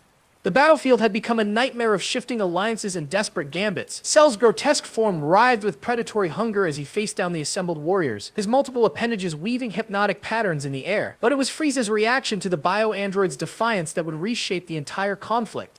"How refreshingly honest," the Galactic Emperor said, rising from his hover chair with fluid grace. "It's been so long since someone spoke to me with such directness. Very well, creature. If you wish to consume me, you're welcome to try." Frieza's power level began to climb, the air around him shimmering with barely contained energy. But instead of launching into an immediate attack, he did something that caught everyone off guard. He looked directly at Vegeta, his red eyes gleaming with calculating intelligence. "Prince Vegeta," Frieza said, his voice carrying the tone of a business proposition, "I believe we have a mutual problem. This adaptive creature seems intent on absorbing us all, and these mechanical beings appear designed to counter traditional fighting techniques. Perhaps it's time we set aside our philosophical differences." Vegeta's face twisted with disgust at the suggestion. "You dare propose an alliance with me, Frieza? The destroyer of my home planet, the murderer of my people?" "Oh, but I think you misunderstand," Frieza replied with mock innocence. "I'm not proposing an alliance between us. I'm proposing an alliance against them." His gesture encompassed Cell, the androids, and by extension the planet's defenders. The twisted logic of Frieza's proposal sent chills through everyone present. In another timeline, Vegeta might have been tempted by such an offer, driven by his pride and desire for power. But this Vegeta had never learned the value of bonds forged through adversity. He saw only an opportunity to prove his superiority over all present. "I need no allies," Vegeta declared, his aura flaring with royal pride. "I am the legendary Super Saiyan. I will destroy all of you and claim this planet as my own." But even as he spoke those words, Cell was already moving. The bio-android's adaptive nature had been analyzing the conversation, processing the tactical implications with mechanical precision. If Frieza and Vegeta were to combine their strength, even his enhanced abilities might not be enough to overcome them. Cell's solution was as cunning as it was unexpected. Instead of attacking either of the two most powerful beings present, he lunged directly at Android 17. "What are you doing?" the dark-haired android demanded, raising his hands defensively. But Cell's multiple appendages moved with surgical precision, wrapping around the android's limbs and holding him immobile. "Analyzing," Cell replied, his tail positioning itself against Android 17's chest. Dr. Gero's notes indicated that the android technology contains adaptive algorithms similar to my own genetic programming. Let's see what happens when organic evolution meets mechanical perfection. The absorption attempt that followed was unlike anything Trunks had witnessed in his timeline. Instead of the clean energy drain that Cell typically employed, this process was violent, chaotic, filled with sparks and distorted sounds as organic and mechanical systems tried to merge. Android 18 moved to assist her brother, but Frieza's energy blast intercepted her, sending the blonde android flying backward into a pile of rubble. "How fascinating," the Emperor observed. "The creature is attempting to absorb technology rather than just organic matter. This could prove quite educational." "Educational?" Goku snarled, his exhausted body pushing itself back into motion. "He's going to kill them all if we don't stop him." For the first time since arriving on Earth, Vegeta found himself looking directly at the warrior called Kakarot. The spiky-haired Saiyan was battered, bloodied, pushed beyond his limits, but still fighting to protect others. There was something about that selfless determination that resonated with memories buried deep in Vegeta's royal consciousness. "You're weak," Vegeta said, but his voice lacked the usual venom. "You fight for others instead of yourself. That's why you'll never achieve true power." "Maybe," Goku replied, wiping blood from his mouth. "But at least I'm fighting for something that matters." The exchange was interrupted by a sound that made everyone's blood run cold. Cell's absorption of Android 17 was reaching a critical point, the bio-android's form beginning to shift and change as mechanical components integrated with his organic structure. "Incredible," Cell gasped, his voice now carrying electronic distortions. "The android's infinite energy core, combined with my adaptive biology, I can feel new possibilities opening up within me." Android 18 struggled to her feet, her usually emotionless face showing something that might have been concern for her brother. 17, she called out, her voice carrying an urgency that surprised everyone present. "Your brother is becoming part of something greater," Cell declared, his transformation accelerating. "Soon I will have absorbed enough diversity to become truly unstoppable. Organic evolution, mechanical precision, alien technology, Saiyan genetics, I will be the synthesis of everything this universe has to offer." Trunks realized with growing horror that this version of Cell was potentially more dangerous than the perfect being from his timeline. Instead of seeking a single idealized form, this Cell was becoming a chaotic amalgamation of every powerful being he encountered. "We have to stop him now," Trunks shouted, raising his sword, "before he absorbs anyone else." But Cell's enhanced speed, boosted by Android 17's mechanical components, made him nearly impossible to target. He flowed across the battlefield like liquid mercury, his multiple appendages lashing out at any warrior who came too close. "You cannot stop evolution," Cell taunted, his voice now a harmony of organic and electronic tones. "I am becoming what this universe needs. The ultimate predator, the perfect adaptation to any threat." That's when Vegeta made a decision that surprised everyone, including himself. Instead of continuing his solo assault, he landed beside Goku, his dark eyes meeting the other Saiyan's gaze. "Kakarot," Vegeta said, the name feeling strange on his lips. "You said you fight for something that matters. What if what matters is stopping that thing from destroying everything we know?" Goku looked at the proud prince, seeing something in Vegeta's expression that he couldn't quite identify. It wasn't friendship, wasn't even respect, but it was acknowledgement of a shared threat that transcended their individual differences. "You're right," Goku replied, "but I'm not strong enough to stop him alone, and neither are you." "Then perhaps," Vegeta said slowly, the words seeming to pain him, "we should discover what happens when two Saiyans fight as one." The third time loop reached critical resonance at those words, reality itself seeming to hold its breath. For the first time since the timeline had fractured, the two greatest Saiyan warriors were moving toward the bond that should have defined their existence. But even as they prepared to fight together, Cell completed his absorption of Android 17. The bio-android's form stabilized into something that was neither fully organic nor completely mechanical. His power level skyrocketed beyond anything they had previously witnessed, and his eyes gleamed with an intelligence that was both calculating and utterly alien. "Now," Cell declared, his voice echoing with harmonics that seemed to come from multiple dimensions, "let me show you what true evolution looks like." Android 18 watched her brother disappear completely into Cell's twisted form, her emotionless facade finally cracking to reveal something that might have been grief. In that moment of vulnerability, Frieza struck, his energy beam catching the android off guard and sending her crashing into Cell's path. "Another specimen for your collection," Frieza said with obvious satisfaction. "Consider it a gesture of goodwill toward our new working relationship." Cell's multiple appendages reached for Android 18, hungry for the power that her absorption would bring. But this time, he found his path blocked by two Saiyan warriors standing side by side, their auras beginning to resonate with each other in ways that defied explanation. The stage was set for a confrontation that would determine not just the fate of Earth, but the very nature of what it meant to be the strongest in the universe. The air itself seemed to recoil as a new presence materialized on the battlefield, one that carried with it the stench of ancient evil and cosmic malevolence. Reality warped and twisted as a small, hunched figure emerged from what appeared to be empty space, his wild hair and tattered robes marking him as something far older and more dangerous than any of the current combatants. Baby D, the dark wizard whose very existence was a blight upon the universe, surveyed the chaos before him with eyes that gleamed with malicious delight. "Perfect," the wizard cackled, his voice carrying harmonics that made everyone present feel physically ill. "Such delicious hatred, such beautiful rage. This planet provides exactly the energy I need to complete my masterpiece." Trunks felt his blood turn to ice as he recognized the figure from his mother's historical records. "Babidi," he whispered, his sword trembling in his hands. "But he's not supposed to be here yet. The Majin incident doesn't happen for several more years." "Time means nothing to beings of true power," Babidi replied, having somehow heard Trunks' words despite the distance between them. "I go where the darkness calls me, and this planet screams with the kind of evil energy that my creation requires." Cell paused in his advance toward Android 18, his compound eyes focusing on this new arrival with predatory interest. "Another genetic sample presents itself. How convenient." "Oh, but I think you misunderstand the situation, Artificial One," Babidi said with mock politeness. "I'm not here to be absorbed. I'm here to harvest the hatred that fills this battlefield, and perhaps to acquire a new servant." The wizard's gaze swept across the assembled warriors before settling on Emperor Frieza. In the canonical timeline, Babidi would have targeted Vegeta, using the Saiyan Prince's inner darkness to create a powerful Majin. But this Vegeta had never been humbled by defeat, never forced to confront the depths of his own evil. His pride was intact, making him resistant to magical corruption. Frieza, on the other hand, was a being of pure malevolence who had spent decades perfecting his cruelty. "You," Babidi pointed a gnarled finger at the Galactic Emperor, "you radiate the kind of evil that legends are made of. Would you be interested in power beyond your wildest dreams?" Frieza's laughter was like breaking crystal, sharp and beautiful and deadly. "Power beyond my dreams?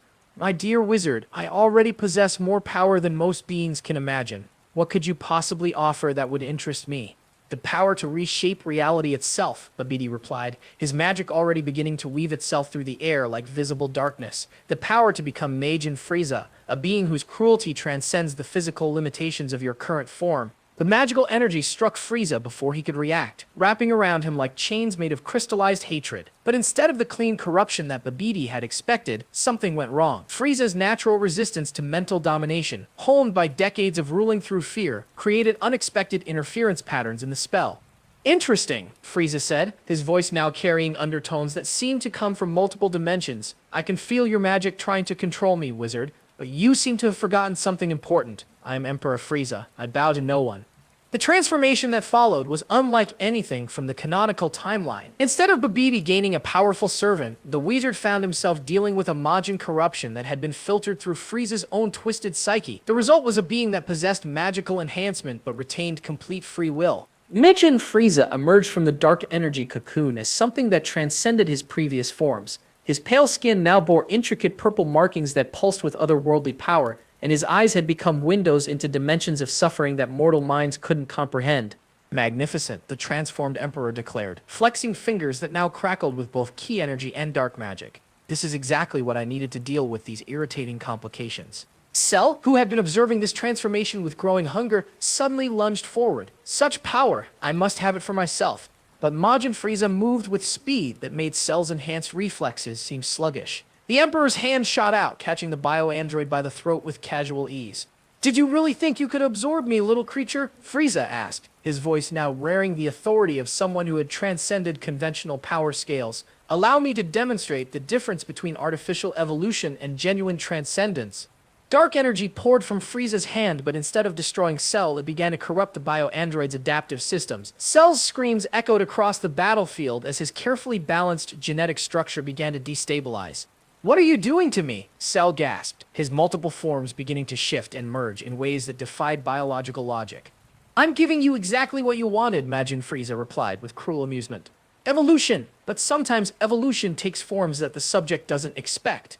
The corruption spread through Cell's body like a virus, turning his adaptive abilities against him. Instead of the controlled corrupt and integration he had mastered, Cell began randomly cycling through different forms and genetic combinations. His appearance became increasingly chaotic, a constantly shifting amalgamation of every being he had ever absorbed.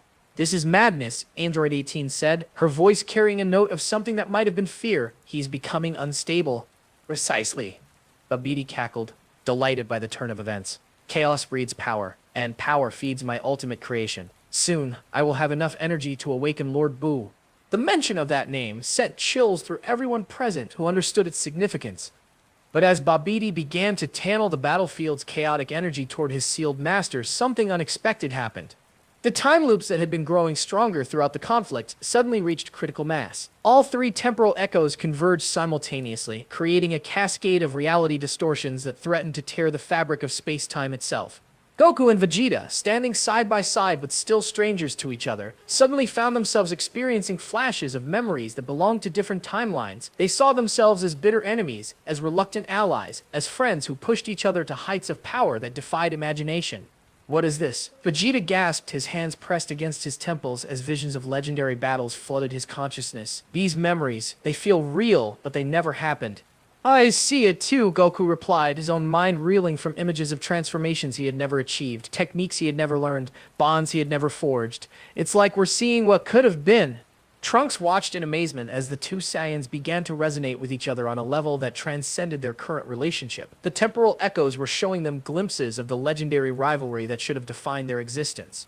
But the moment was interrupted by a sound that made the very air tremble with anticipation. From deep beneath the earth, something ancient and terrible began to stir. Majin Buu was awakening, but like everything else in this twisted timeline, his emergence would be fundamentally different from what anyone expected.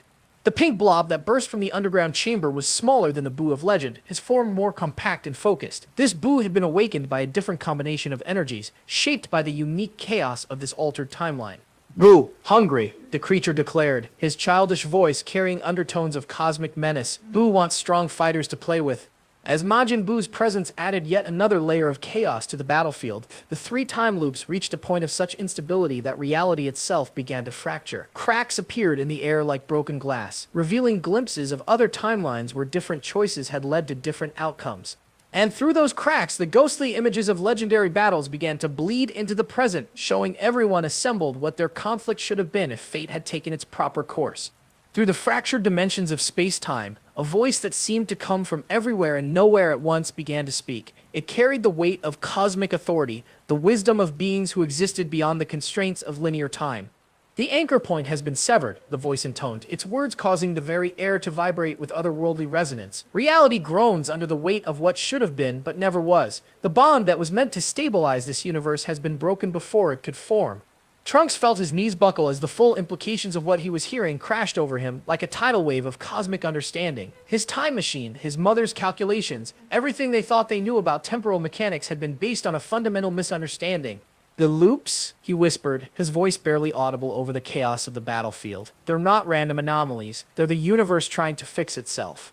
The cracks in reality widened, and through them poured images of what the timeline should have contained.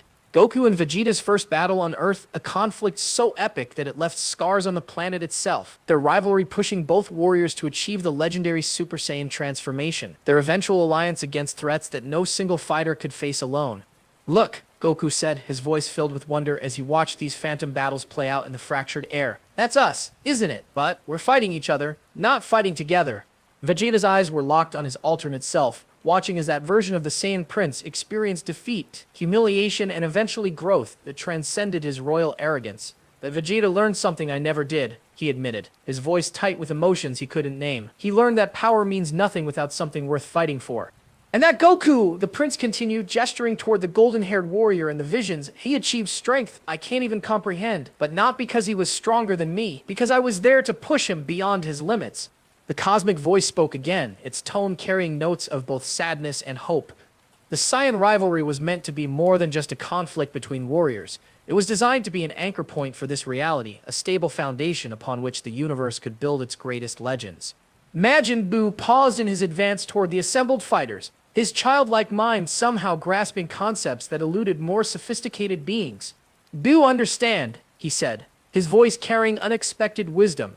"Strong fighters need other strong fighters. Make each other stronger. Make universe stronger too."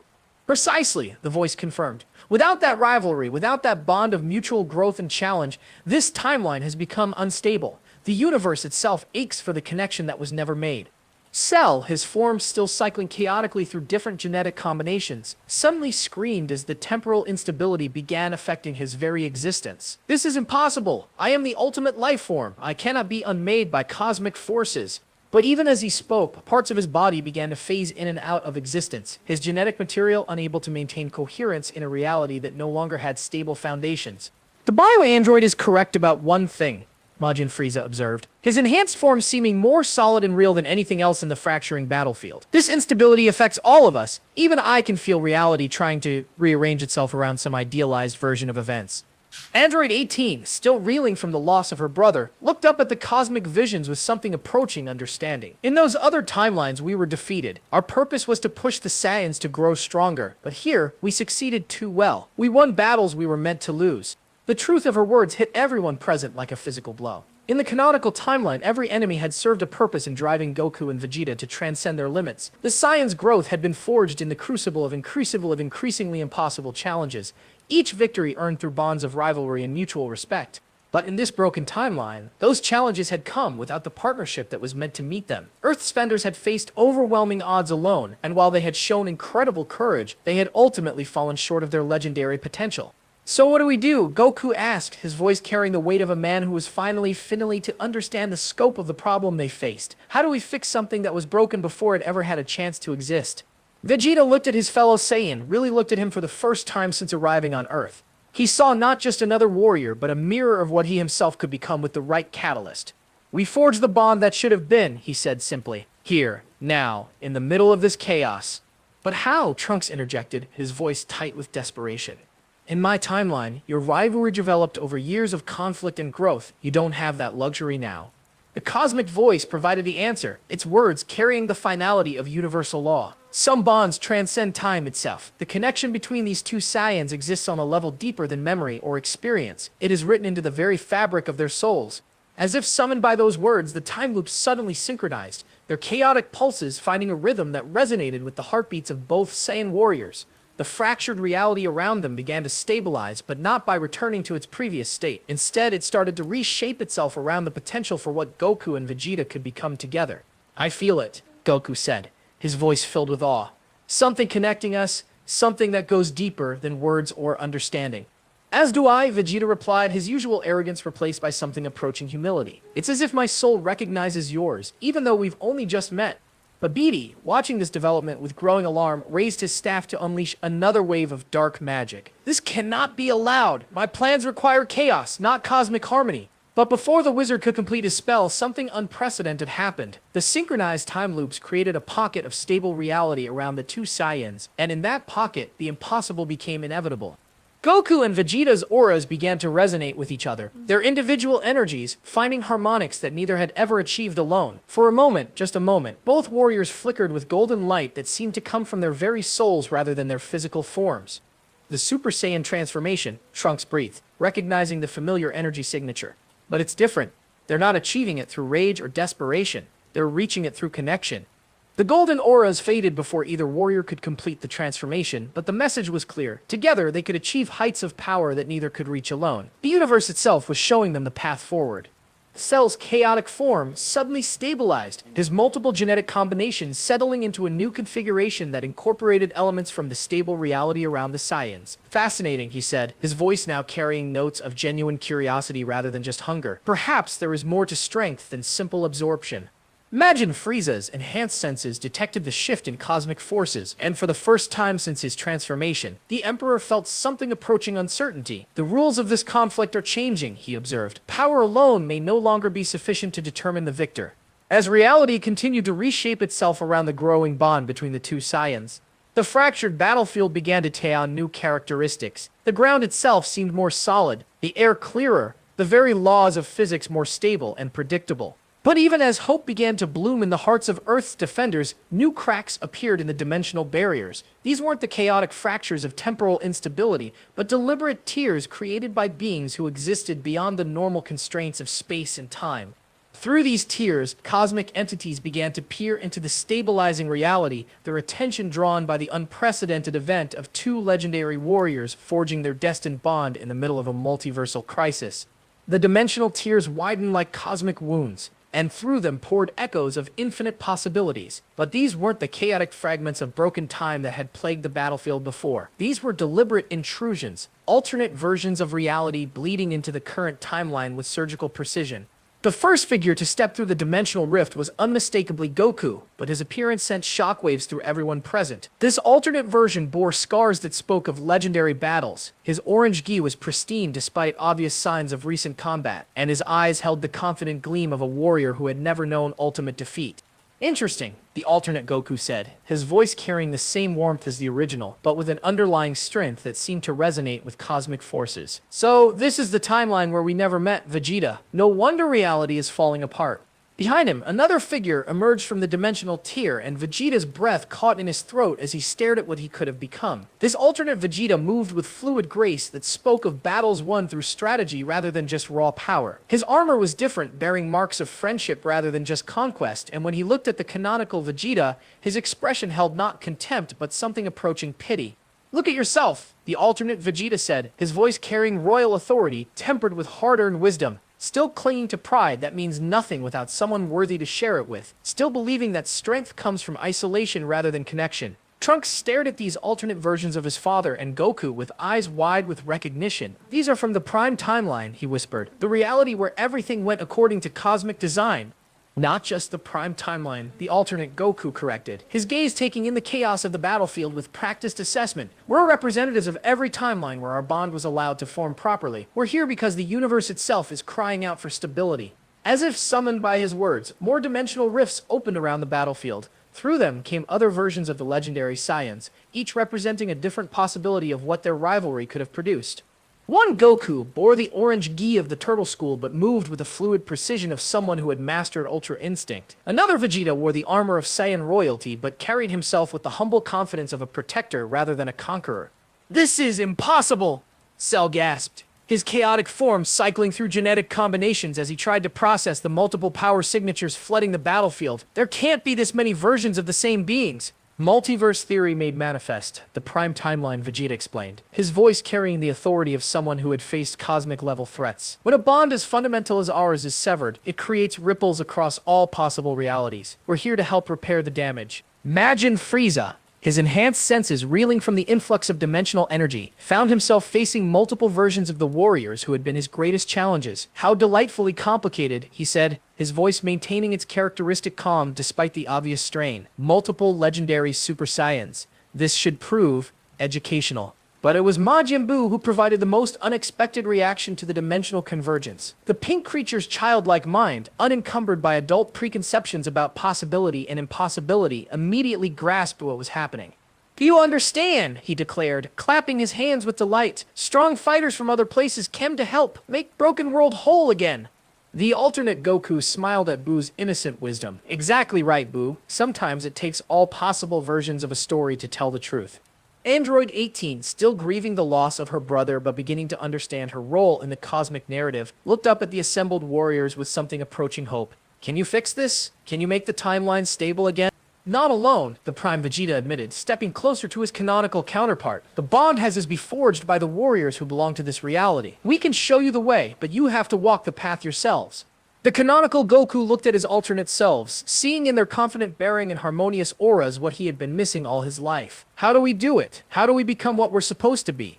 "By fighting," all the alternate Vegetas said in unison, their voices creating a harmony that seemed to resonate with the fabric of reality itself. "Not against each other as enemies, but with each other as rivals who push beyond every limit." "The legendary battles that never were," the Prime Goku added, raising his hand to point at the chaotic mix of enemies surrounding them. Cell, Frieza, Buu, the androids. In every stable timeline, we faced these threats together, our rivalry making us strong enough to overcome impossible odds. As if responding to this revelation, the battlefield itself began to change. The ground beneath their feet solidified into the distinctive hexagonal patterns of an otherworldly arena. The gray, polluted sky cleared to reveal stars that pulsed with cosmic energy. Reality was reshaping itself into a stage worthy of legendary battles. Action Scene 5 begins now, the Prime Vegeta declared, his aura blazing with golden Super Saiyan energy. Let us show you what your partnership should look like. The battle that followed defied description. Multiple versions of Goku and Vegeta moved in perfect synchronization, their attacks flowing together like movements in a cosmic dance. They faced off against the chaotic Cell, the corrupted Frieza, and the unstable Buu simultaneously, their combined power creating effects that transcended normal physics. Streams of energy crisscrossed the battlefield in patterns that looked like living artwork. The alternate Saiyans moved through dimensional space as easily as walking, appearing and disappearing to strike from impossible angles. Their techniques combined and evolved in real time, each partnership creating new possibilities for power and strategy. Do you see? The Prime Goku called out to his canonical self as he and the Prime Vegeta executed a combined Kamehameha final flash that tore through Cell's defenses like paper. This is what we can become together. The canonical Vegeta watched in awe as alternate versions of himself fought not just alongside Goku, but in perfect harmony with him. Their rivalry hadn't diminished their individual strength, it had amplified it exponentially. I understand, he breathed, his aura beginning to resonate with that of his own timeline's Goku. The competition doesn't make us enemies, it makes us better than we could ever be alone. A Cell overwhelmed by the coordinated assault from multiple timeline versions began to destabilize further. His adaptive abilities, designed to counter individual opponents, couldn't process the synchronized attacks of warriors who had learned to fight as one. This is not possible, he screamed, his form cycling through genetic combinations so rapidly that he began to blur like a living strobe light. I am the ultimate evolution. I cannot be surpassed by mere cooperation. That's your mistake, the canonical Goku said, his voice carrying new authority as he began to understand his true potential. You think evolution is about individual advancement, but the strongest evolution happens when two beings push each other beyond what either could achieve alone. Imagine Frieza and Majin Buu found themselves facing a coordinated assault from multiple timeline versions of their greatest enemies. For the first time since their transformations, both beings felt something they had not experienced in eons, the possibility of defeat. Remarkable, Frieza admitted, his enhanced form struggling to keep up with the synchronized attacks. I had not considered that partnership could multiply power rather than simply adding it. As the battle reached its crescendo, the dimensional barriers began to stabilize. The alternate timeline versions had served their purpose, showing the canonical Goku and Vegeta what their bond could accomplish. Now it was time for the warriors of this reality to forge that bond for themselves. The stage was set for the ultimate test of whether two strangers could become the legendary rivals that the universe so desperately needed them to be. As the dimensional warriors began to fade back to their own realities, their mission of demonstration complete, a profound silence settled over the transformed battlefield. The cosmic arena still pulsed with residual energy from their legendary techniques, but now it served as a mirror reflecting not what could be, but what had been lost. The canonical Goku and Vegeta stood facing each other in the center of the arena, both warriors finally understanding the magnitude of what their missing bond had cost not just themselves, but everyone they cared about. All these years, Goku whispered, his voice carrying the weight of profound realization. I thought I was protecting everyone by getting stronger, but I was only getting strong enough to fail them when it mattered most. Around the arena, the consequences of their incomplete development were written in the faces of those who had paid the price. Chi-Chi materialized at the arena's edge, her form translucent like a memory-given shape. This wasn't the real Chi-Chi, but an echo of what she had become in this broken timeline. Look at her, the Phantom Chi-Chi said, her voice carrying the exhaustion of a woman who had spent months fearing for her family's survival. I used to worry about you training too much, Goku. I never imagined I'd spend my days hiding in underground tunnels, watching our son grow up in a world without hope. The ghostly image of Gohan appeared beside his mother, but this wasn't the confident young warrior who had achieved his potential in other timelines. This Gohan's eyes held the hollow look of a child who had been forced to become an adult too soon, who had watched his father struggle and fail against threats that should have been overcome. Dad, the Phantom Gohan said, his voice barely above a whisper. I used to dream about being strong like you, but in this world, being strong just means watching everything you love get destroyed while you're too weak to stop it. Vegeta's jaw clenched as his own ghosts began to manifest around him. But these weren't visions of family and love. They were echoes of the empire he had built in the void left by meaningful connection. Nappa appeared first, his scarred face bearing the marks of battles fought for conquest rather than growth. "My prince," the Phantom Warrior said, his voice heavy with disappointment. "We conquered 1,000 worlds in your name, but each victory felt more hollow than the last. Power without purpose, strength without meaning." More figures materialized around Vegeta, representatives of the countless beings who had fallen before his might. They weren't accusations, but testimonies to the emptiness that had driven his endless campaign of domination. "I ruled through fear," Vegeta admitted, his voice cracking with an emotion he had never allowed himself to feel. "I thought that making others bow before me would prove my worth, but there's no satisfaction in defeating those who were never your equal." Bulma's ghost appeared between the two Saiyans, her brilliant mind having been wasted in this timeline on mere survival rather than the incredible innovations that had defined her in other realities. "I spent my life waiting for something I couldn't name," the Phantom Scientist said, her eyes moving between Goku and Vegeta, building weapons instead of wonders, hiding instead of exploring. "I never got to meet the person who would have made me truly happy because he never learned what happiness meant." The Phantom Bulma looked directly at Vegeta, her expression filled with a longing that transcended dimensional boundaries. "In other timelines, I fell in love with a prince who learned to be human, but that prince never existed here because the man who could have taught him never became his rival." Trunks, the real Trunks from the future, felt tears streaming down his face as he watched his mother's ghost speak of love that had never been allowed to bloom. "This is what I really came back to prevent," he said, his voice breaking. "Not just the androids, not just the destruction. This emptiness that spreads when legendary bonds are never allowed to form." Piccolo's spirit manifested next, the proud Namekian warrior who had learned the value of connection through his relationship with Gohan. But in this timeline, that relationship had been stunted, incomplete. "I was supposed to be Gohan's teacher," the Phantom Piccolo said, his voice filled with regret. "In other realities, training that boy taught me what it meant to care for someone beyond myself. But here, I remained the Demon King, never learning that strength shared is strength multiplied." Krillin's ghost appeared alongside his oldest friend, the loyal warrior, whose death had triggered Goku's first Super Saiyan transformation in the Prime timeline. Here, his sacrifice had meant nothing because Goku lacked the emotional depth that rivalry with Vegeta would have provided. "I died believing you would avenge me," the Phantom Krillin said to Goku, his voice filled with quiet sadness. "But you couldn't reach the power that my death should have unlocked, because you never learned what it meant to fight for someone who truly challenged you." The second time loop completed its cycle at that moment, and reality briefly reset to show them all what should have been. For an instant, the arena was filled with laughter instead of sorrow. Goku and Vegeta sparring with grins on their faces, pushing each other to new heights through friendly competition. Chi-Chi scolding them both while secretly proud of their bond. Bulma and Vegeta discovering love through their mutual stubborn pride. Gohan growing strong under the protection of two legendary warriors who would never let any harm come to those they cared about. The vision faded, but its impact lingered in the hearts of both Saiyans. "We did this," Goku said, his voice filled with anguish. "Our failure to connect, our inability to push each other beyond our limits, it didn't just hurt us, it broke everyone we should have protected." "The burden of princes," Vegeta replied, his royal training finally serving its true purpose as he accepted responsibility for his failures. "We were meant to be leaders, protectors, symbols of what Saiyan strength could accomplish. Instead, we became monuments to wasted potential." The ghost began to fade, but not before each one offered a final message. Chi-Chi's spirit smiled at Goku with infinite forgiveness. "It's not too late," she whispered. "The bond you need exists in your hearts. You just have to be brave enough to reach for it." Bulma's Phantom looked at Vegeta with eyes that held all the love that could have been. "Strength shared is strength doubled, Prince, but love shared is love infinite." As the last of the spirits disappeared, Goku and Vegeta stood alone in the cosmic arena, surrounded by enemies who represented not just physical threats, but the consequences of their emotional isolation. Cell's chaotic form had stabilized into something more terrifying than his previous incarnations, his genetic structure now incorporating elements of despair and emptiness that resonated with the broken timeline. Imagine Frieza's power had grown as well, fed by the regret and sorrow that permeated the battlefield. His magical enhancement now drew strength from every missed opportunity, every connection that had never been made.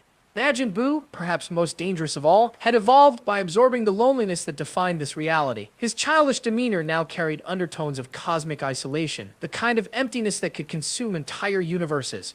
"Now you understand," Cell said, his voice carrying new harmonics of sorrow and loss. "I am not just the ultimate life form. I am the ultimate expression of what happens when beings refuse to connect, refuse to grow together. I am evolution through isolation, perfection through selfishness."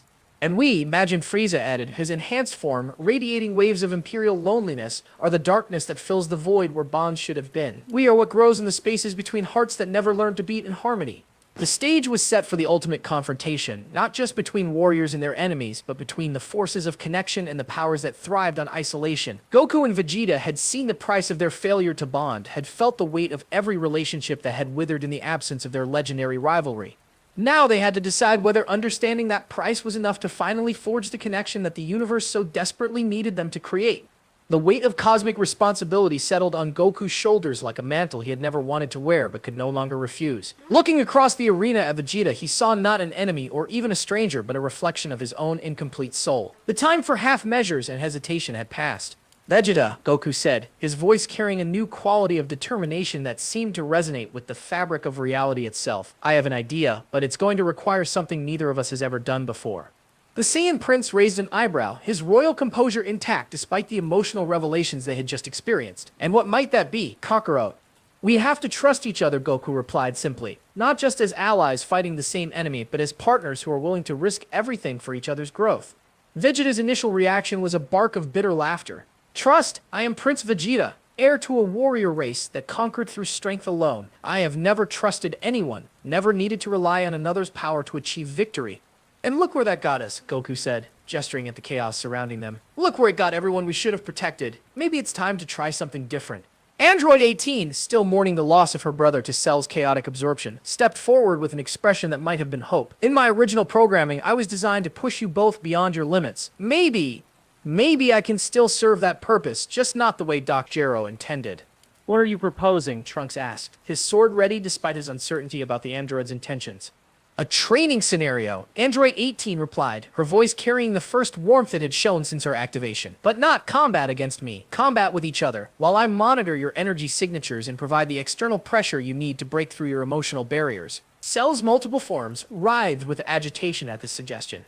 Impossible! I am the ultimate challenge. No mere training exercise can surpass the evolutionary pressure I provide. That's your mistake, Vegeta said, his voice carrying new insight. You think the greatest pressure comes from fighting for survival, but the greatest growth comes from fighting for someone else's respect. As if responding to the truth in his words, the cosmic arena began to shift again. The hexagonal patterns on the ground rearranged themselves into a perfect circle, while the star-filled sky above them pulsed with energy that seemed to encourage rather than threaten. Action Scene 6 begins now, Goku announced, but this time his voice carried excitement rather than desperation. But this isn't a battle to defeat each other. This is a battle to complete each other. The two Saiyans moved to opposite sides of the circular arena, their auras beginning to flare with energies that had been dormant for too long, but instead of the aggressive postures of warriors preparing for conquest, they adopted the focused stances of martial artists seeking perfect technique. Show me your Kaioken, Vegeta demanded, his own power beginning to climb as he prepared to match whatever Goku could produce. Show me this technique that pushes you beyond your natural limits. Goku's aura exploded into the familiar crimson energy of his signature technique, but this time it felt different. Instead of the desperate burning that had characterized his earlier uses of Kaioken Beyond, this energy felt controlled, purposeful, amplified by the presence of someone worthy to witness it. Kaioken times 10. Goku shouted, his power multiplying as red energy crackled around his form like controlled lightning. Vegeta's response was immediate and overwhelming. His own aura blazed to life, white energy tinged with gold that spoke of royal bloodlines and untapped potential. Royal Saiyan decimation, he declared, unleashing the technique he had developed during his years of isolated conquest. The two energies met in the center of the arena with an impact that sent shockwaves across multiple dimensions, but instead of the destructive collision that everyone expected, something beautiful happened. The red and white energies began to spiral around each other, creating patterns that seemed to dance rather than battle.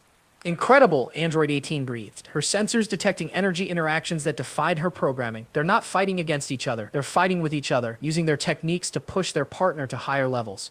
Trunks watched in amazement as his father and Goku began to move through a complex choreography of attack and counterattack that looked more like performance art than combat. Each strike was perfectly calculated not to defeat the opponent, but to force them to reach deeper into their potential.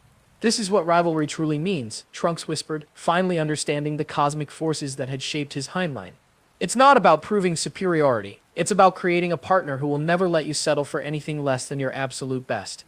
Imagine Frieza and the other enemies watched this display with growing alarm. The energy patterns being created by the two Saiyans were beginning to affect the very nature of the battlefield, transforming it from a place of conflict into a space of mutual growth. This cannot be allowed, Frieza snarled, raising his hand to launch an attack that would disrupt their training. If they achieve the legendary transformation together, they will become unstoppable. But before the Emperor could complete his attack, something unexpected happened. The fusion technique that Goku had been searching for throughout his battles suddenly revealed itself, not as a merging of bodies, but as a temporary synchronization of souls. For just a moment, Goku and Vegeta moved as one being, their separate techniques combining into something that transcended the sum of its parts. The Kamehameha wave and Final Flash merged into a single beam of energy that was neither red nor white, but pure golden light. The Super Saiyan transformation, both warriors said in unison, their voices harmonizing as they spoke. We can feel it calling to us.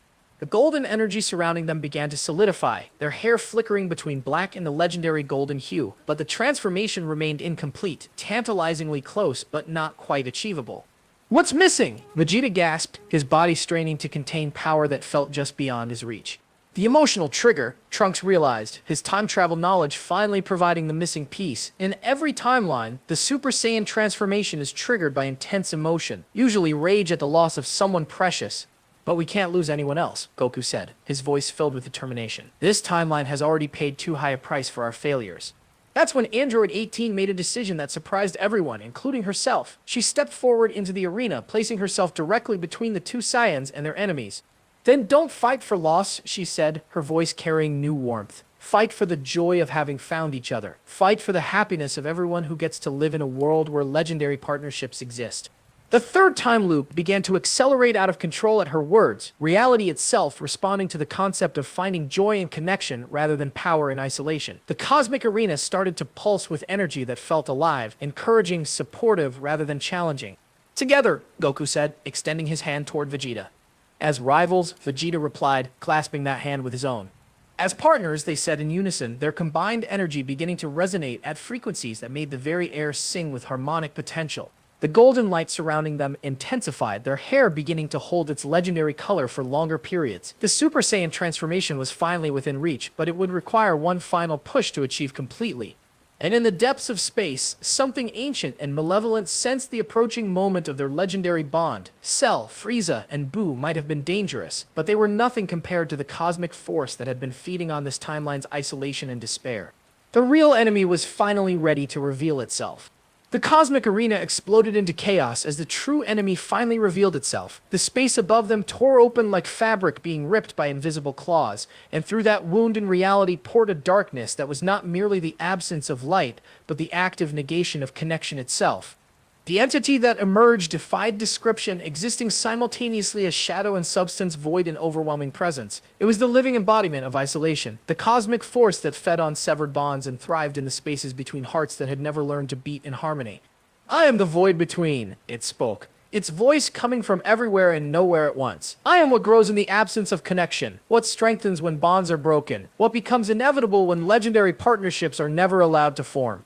Trunks felt his knees buckle as he recognized the true scope of what they were facing. This isn't just about our timeline, he gasped. This thing has been feeding on every reality where important bonds were severed, growing stronger with each missed connection across the multiverse. Precisely, the void between confirmed, its form shifting between dimensions as it spoke. The Goku-Vegeta rivalry was never just about two warriors. It was a fundamental anchor point for reality itself. When it was severed in this timeline, it created a feeding ground for forces like myself. Cell, Majin Frieza, and Majin Buu suddenly found themselves being drawn toward the cosmic entity, their forms beginning to merge with its dark essence. But instead of being absorbed, they were transformed, becoming extensions of the void between's will. Perfect, Cell Perfect Timeline Form declared, his voice now carrying harmonics of cosmic emptiness. I no longer seek individual perfection. I seek the perfection of universal isolation. Majin Frieza's enhanced form began to warp reality around him with each gesture, his attacks now capable of severing the bonds between atoms themselves. Empires built on connection are weak, he proclaimed. True power comes from ruling over beings who stand completely alone. Majin Buu's absorption abilities evolved beyond physical matter, allowing him to consume the very concept of friendship and partnership. Buu hungry for bonds, he said, his childish voice now carrying undertones of cosmic terror. Buu eat all connections, make everyone alone forever. The transformed enemies launched their assaults simultaneously, but this was no ordinary battle. They attacked the very concept of the bond that Goku and Vegeta were trying to forge, striking at the emotional and spiritual connections that made their partnership possible. Major action scene 7 begins now, Goku shouted, his golden aura blazing as he felt the Super Saiyan transformation finally within his grasp. But we're not just fighting for our own strength anymore, we're fighting for every connection that was ever meant to be. Vegeta's response was immediate and overwhelming. His own aura exploded into the legendary golden energy of the Super Saiyan, his hair solidifying into the iconic spikes that marked him as a warrior who had finally transcended his limitations. For the first time in my life, Vegeta declared, his voice carrying the authority of someone who had found his true purpose, I fight not as a prince seeking to prove his superiority, but as a partner protecting what matters most. The battle that followed defied the laws of physics, psychology, and reality itself. Goku and Vegeta fought as true partners for the first time, their movements creating a symphony of combat that resonated across multiple dimensions. Their Kamehameha and final flash techniques no longer clashed against each other but flowed together like movements in a cosmic dance. When Goku used instant transmission, Vegeta was already waiting at his destination point with a perfectly timed follow-up attack. When Vegeta unleashed his Big Bang attack, Goku's Spirit Bomb energy enhanced it beyond anything either technique could achieve alone. This is impossible, Cell-Perfect Timeline form snarled as their combined assault tore through his multidimensional defenses. Individual evolution should always surpass cooperative growth. That's where you're wrong, Goku replied, his golden aura intertwining with Vegeta's as they prepared their most devastating combination attack. Evolution isn't about becoming the strongest individual, it's about becoming part of something greater than yourself. But the void between was far from defeated. The cosmic entity began to warp the battlefield itself, creating zones where the concept of partnership simply couldn't exist. In these areas, Goku and Vegeta found themselves unable to coordinate their attacks, their bond temporarily severed by the fundamental negation of connection. You cannot defeat what you have created, the void between taunted, its form growing larger as it absorbed energy from their moments of forced separation. Every second you have spent apart, every bond you failed to form, every connection you never made has fed my existence. I am the inevitable result of your timeline's isolation. Android 18, still monitoring their energy signatures, suddenly realized what was happening. The entity is powered by the absence of their bond, she called out. Every moment they're separated makes it stronger. That's when Vegeta made a decision that would have been impossible for his isolated self. Instead of fighting harder as an individual, he deliberately lowered his defenses, making himself vulnerable to allow Goku to protect him. Kakarot, he said, his voice carrying trust that transcended lifetimes. I'm gonna channel all my energy into a single attack, but I need you to watch my back while I'm defenseless. Are you insane? Trunks shouted from the sidelines. That goes against every tactical principle. No, Goku replied, his own defenses opening as he prepared to shield his partner. It's the most tactically sound decision he's ever made, because he knows I'll never let him fall. The golden energy that erupted from both Saiyans at that moment transcended anything that had come before. This wasn't just the Super Saiyan transformation, but something beyond it. Their individual auras merged into a single column of light that seemed to heal reality itself wherever it touched. Cell-Perfect Timeline form, Majin Frieza and Majin Buu found their connection to the void between beginning to weaken as the partners' combined energy overwhelmed the cosmic entity's power source. Impossible! Frieza gasped, his reality-warping abilities failing as genuine partnership proved stronger than enforced isolation. How can cooperation surpass individual supremacy? Because, Vegeta replied, his voice harmonizing perfectly with Goku's. We're not just co-picked, we're completing each other. Every weakness I have, he covers. Every limit he faces, I help him transcend.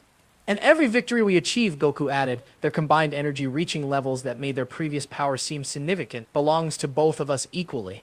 The void between began to shrink as the partners' bond grew stronger, its fundamental nature being challenged by the reality of legendary partnership.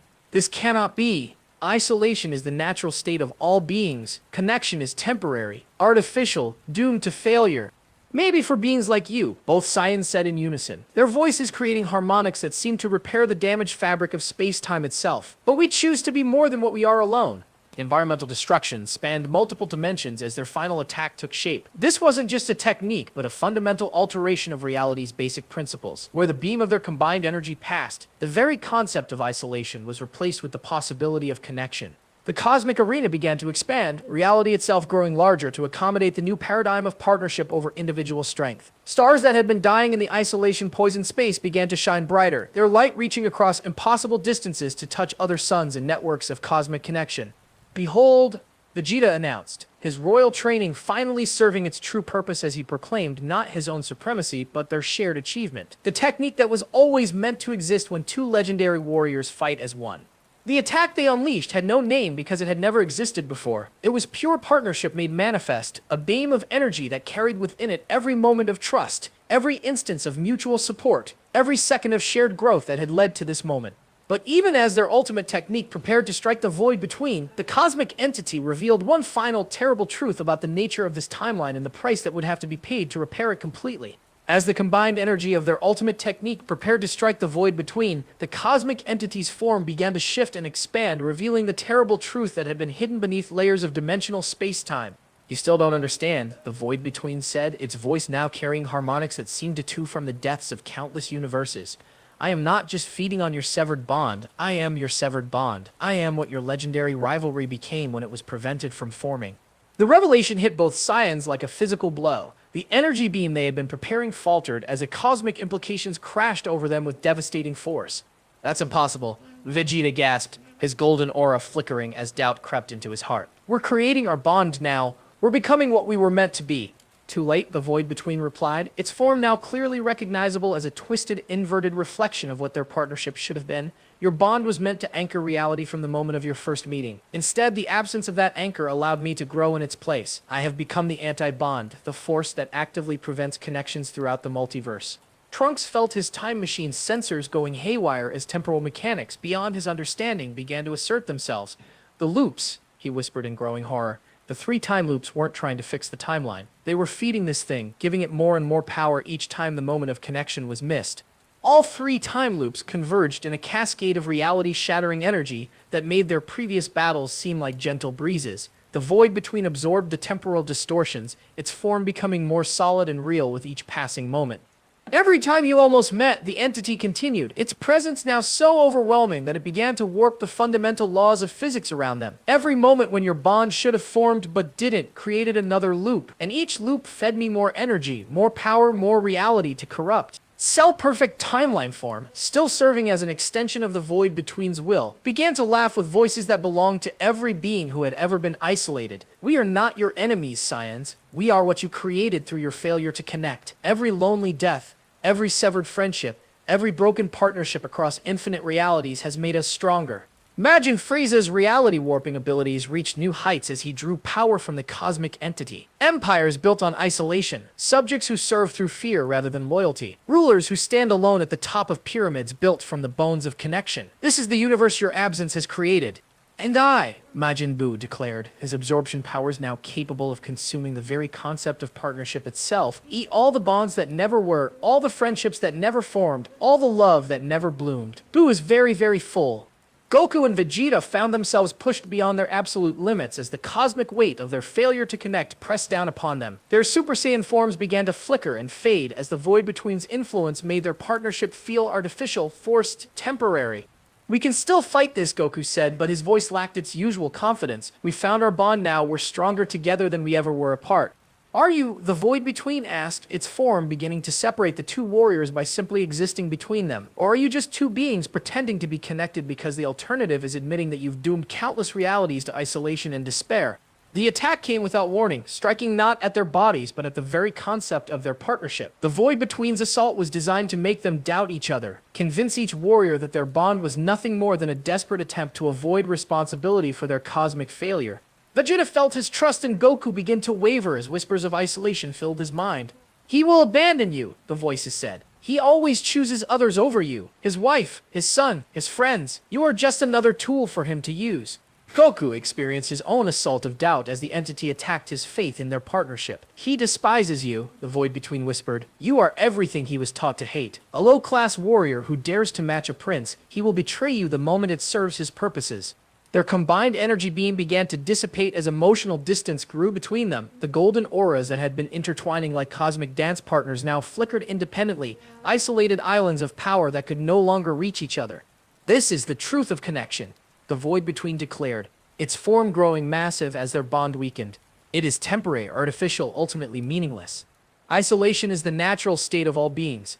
Everything else is just postponing the inevitable." Android 18, still monitoring their energy signatures, watched in horror as the readings showed their partnership dissolving.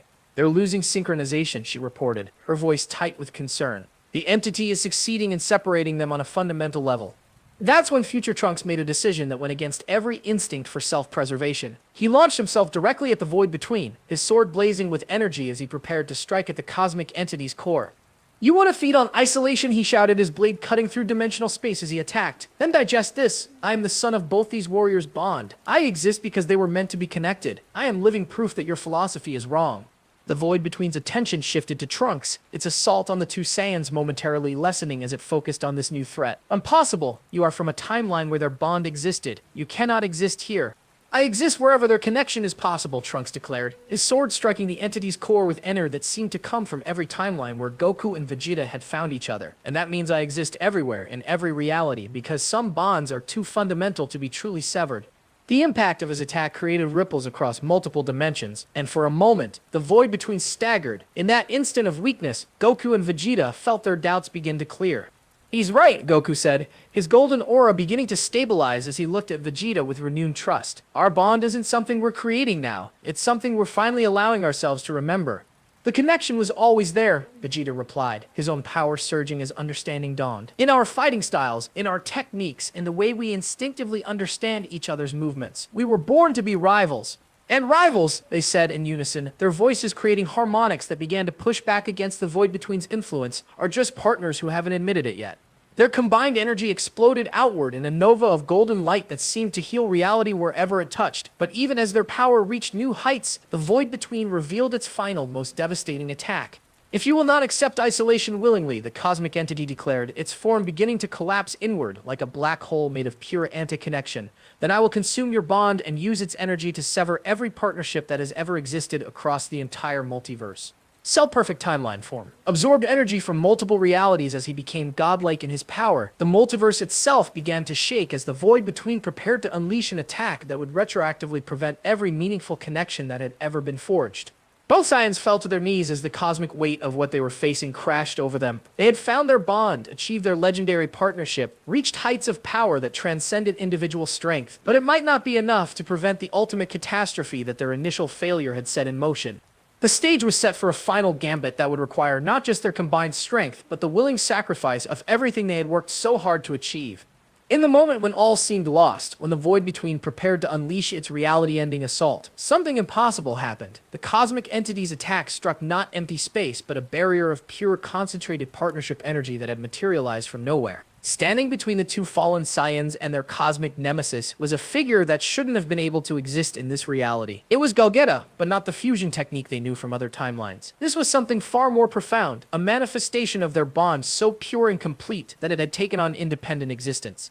"I am what you were always meant to become," the fusion spirit said, his voice carrying harmonics that seemed to heal reality with every word. "I am the bond made manifest, the partnership given form, the rivalry that transcends individual existence." The void between recoiled from this apparition as if burned. "Impossible! You cannot exist here! Their bond was severed before it could form." "Bonds like ours exist outside of time," Gogeta replied, his form flickering between the combined appearance of both Saiyans and something that transcended physical existence entirely. "We exist in the spaces between heartbeats, in the moment of recognition between worthy opponents, in the eternal dance of rivalry and respect." Trunks stared at this impossible figure with growing understanding. "You're not just their fusion," he breathed. "You're their potential made manifest. The living proof that some connections are so fundamental they exist even when the individuals haven't acknowledged them yet." The spirit fusion turned to look at the fallen Goku and Vegeta with eyes that held infinite compassion. "They believe they created me in this moment, but I have always existed. I am the echo of every battle they should have fought, every moment of growth they should have shared, every laugh and every challenge that defines true partnership." Cell-perfect timeline form, still serving as an extension of the void between, launched himself at this impossible opponent, but his attacks passed through the fusion spirit as if striking empty air. "You are not real. You are just wishful thinking given form." "I am more real than you are," Gogeta replied calmly. "You exist only because of what was missing. I exist because of what was always meant to be." The spirit fusion raised his hands, and energy began to flow from his form toward the two exhausted Saiyans. But this wasn't power in any traditional sense. It was the distilled essence of every moment they had never shared, every technique they had never learned from each other, every instant of growth that had been denied by their separated timeline. Goku felt strength returning to his body, but more than that, he felt memories that belonged to other versions of himself. Memories of the first time he had seen Vegeta and known instinctively that this proud warrior was exactly what he had been missing his entire life. Vegeta experienced his own flood of alternate recollections. Visions of learning humility not through defeat, but through the joy of finding someone who could match his strength. Understanding that true royal pride came not from standing above others, but from elevating those worthy of elevation. Now you understand, the spirit fusion said as both warriors rose to their feet, their golden auras blazing brighter than ever before. Your bond doesn't need to be created, it needs to be remembered. The void between's form began to destabilize as the two Saiyans' partnership energy reached levels that transcended their previous achievements. This changes nothing. I have consumed too much isolation, absorbed too many severed connections. I am stronger than any bond you can forge. You're not stronger than us, Goku said, his voice carrying new authority as he finally understood the conic significance of what they represented, because we're not just Goku and Vegeta anymore. We are the living proof that connection conquers isolation, Vegeta added, his royal training finally serving its true purpose as he proclaimed not his own superiority but their shared strength. We are the bond that anchors reality itself. Their combined attack this time was different from anything they had previously attempted. Instead of techniques that merged or combined, they unleashed powers that complemented each other perfectly. Goku's Kamehameha carried Vegeta's precision, while Vegeta's final flash held Goku's compassionate strength. The beam that struck the void between wasn't just energy, it was concentrated partnership made manifest. Everywhere it touched, the concept of isolation was replaced with the possibility of connection. The cosmic entity's form began to dissolve as its fundamental nature was challenged by a force it could not comprehend or counter. Impossible, the void between gasped as its essence began to scatter across multiple dimensions. Isolation is the natural state. Connection is temporary. Bonds are illusions. Then watch us prove you wrong, both Saiyans said in unison, their voices creating harmonics that seemed to repair the damaged fabric of space-time itself. Cell-perfect timeline form found his multiversal power beginning to fail, as the partnership energy overwhelmed his adaptive systems. I am the ultimate evolution. I cannot be surpassed by mere cooperation. Evolution isn't about individual advancement, Android 18 said, her own systems beginning to resonate with the harmonious energy filling the battlefield. It's about learning to be part of something greater than yourself. As she spoke those words, something unexpected happened. The android's programming, designed to counter individual techniques, began to evolve in response to the partnership energy. Instead of analyzing ways to defeat the Saiyans, her system started calculating methods to support and enhance their bond. My purpose, she said with growing wonder, was never to destroy them. It was to help them understand what they could become together. Majin Frieza and Majin Buu found their connections to the void between severing as the cosmic entity's power failed. Without the anti-bond energy to sustain their corrupted forms, both beings began to revert to their original states. Intriguing, Frieza said, his voice losing its multidimensional harmonics as the Majin corruption faded. It seems that even I underestimated the power of genuine partnership. Boo confused, the pink creature admitted, his form stabilizing into something less threatening. Boo thought eating connections made strong, but making connections makes stronger. The spirit fusion that had appeared to save them began to fade as the two Saiyans' bond reached the strength it needed to sustain itself. My work here is done, Golgota said, his form becoming translucent. You no longer need me to show you what you are. You have become it yourselves. Wait, Vegeta called out, extending his hand toward the disappearing figure. Will we see you again? The fusion spirit smiled as he faded completely. Every time you fight together, every time you push each other to be better, every time you remember that rivals are just partners who haven't admitted it yet, I am there. As the last echoes of the cosmic battle faded, Goku and Vegeta found themselves standing in a world that had been fundamentally transformed by their achievement. The gray, polluted sky had cleared to reveal stars that pulsed with the rhythm of connected hearts. The scarred earth began to heal itself, growing green with the promise of new life. Cities that had been destroyed by months of conflict started to rebuild themselves, but not as they had been before. These new structures reflected the partnership principle that now anchored reality, designed to bring people together rather than keep them apart. The world is different now, Trunks observed, his time machine sensors detecting stability patterns unlike anything in his databases. Your bond hasn't just saved this timeline, it's created something entirely new. A universe where connection is the fundamental force, Goku said, his golden aura flickering as he powered down from Super Saiyan, but retained the deeper strength that came from true partnership. A reality where isolation is no longer possible, Vegeta added, his own transformation fading but leaving behind something far more valuable than raw power. The stage was set for a new age, one where the legendary rivalry between two Saiyans would serve as the foundation for a cosmos built on connection rather than conquest, partnership rather than domination, bonds rather than barriers.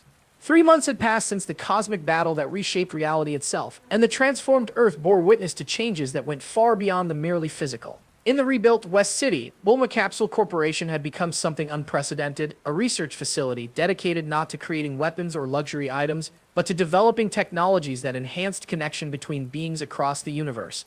Bulma herself stood before a massive holographic display showing energy patterns that pulse with the rhythm of living partnerships. Her blue hair, no longer dulled by months of hiding and desperation, caught the light of data streams that mapped the bonds between every conscious being in the galaxy. Fascinating, she murmured, her brilliant mind finally able to pursue the kind of research that had always called to her heart. The Saiyan partnership energy isn't just affecting Earth, it's creating resonance patterns throughout the entire cosmic web. At her side, Prince Vegeta watched the data with eyes that no longer held the cold calculation of a conqueror, but the focused intensity of someone who had found his true purpose. The relationship that had developed between them over these past months was unlike anything from the canonical timeline, built not on opposites attracting but on shared recognition of what partnership could achieve. The ripple effects continued to spread, Vegeta observed, his voice carrying the authority of someone who understood both royal responsibility and the deeper obligations of genuine connection. Every bond that forms creates space for new bonds to develop. Across the city, at the rebuilt Kame House, Master Roshi sat with his students in a circle that would have been impossible in the broken timeline. Goku and Chi-Chi's marriage had evolved into something that transcended their previous relationship, enhanced by Goku's newfound understanding of what it meant to be truly present for another person. Young Gohan, no longer the traumatized child who had grown up too fast, laughed as he sparred with his father using techniques that emphasized cooperation rather than domination. The boy's power had grown exponentially, not through desperation or anger, but through the joy of learning from someone who finally understood how to be both strong and nurturing. You know, Dad, Gohan said as they paused their training, I've been having dreams about other timelines where you and Uncle Vegeta fought each other instead of fighting together. They seem so sad and lonely compared to this. Goku smiled, his expression holding depths of wisdom that had been impossible in his isolated development. Those timelines weren't wrong, Gohan. They were just incomplete. Sometimes you have to be enemies first to understand how to be the best kind of friends. In the distance, Android 18 worked alongside Krillin to establish training academies that taught not just martial arts, but the emotional intelligence necessary for genuine partnership. Her mechanical nature, once designed to counter individual strength, had evolved into something that could recognize and nurture the potential for connection in every being she encountered. The interesting thing about bonds, she said to her human partner as they watched their students practice synchronized techniques, is that they don't make you weaker or more dependent. They make you more yourself than you ever could be alone. But it was in the quiet moments when the celebrations and rebuilding efforts paused that the most profound changes became visible. Piccolo, who had spent lifetimes believing that strength came from solitude, now found himself serving as a bridge between different kinds of consciousness. His ability to communicate with beings whose nature was fundamentally different from humanoid life had made him invaluable for establishing connections across species barriers. The universe is singing, he reported to the assembled Z fighters during one of their regular meetings. Not metaphorically. There are actual harmonic frequencies being generated by stable partnerships throughout the galaxy. It's as if reality itself has learned a new kind of music.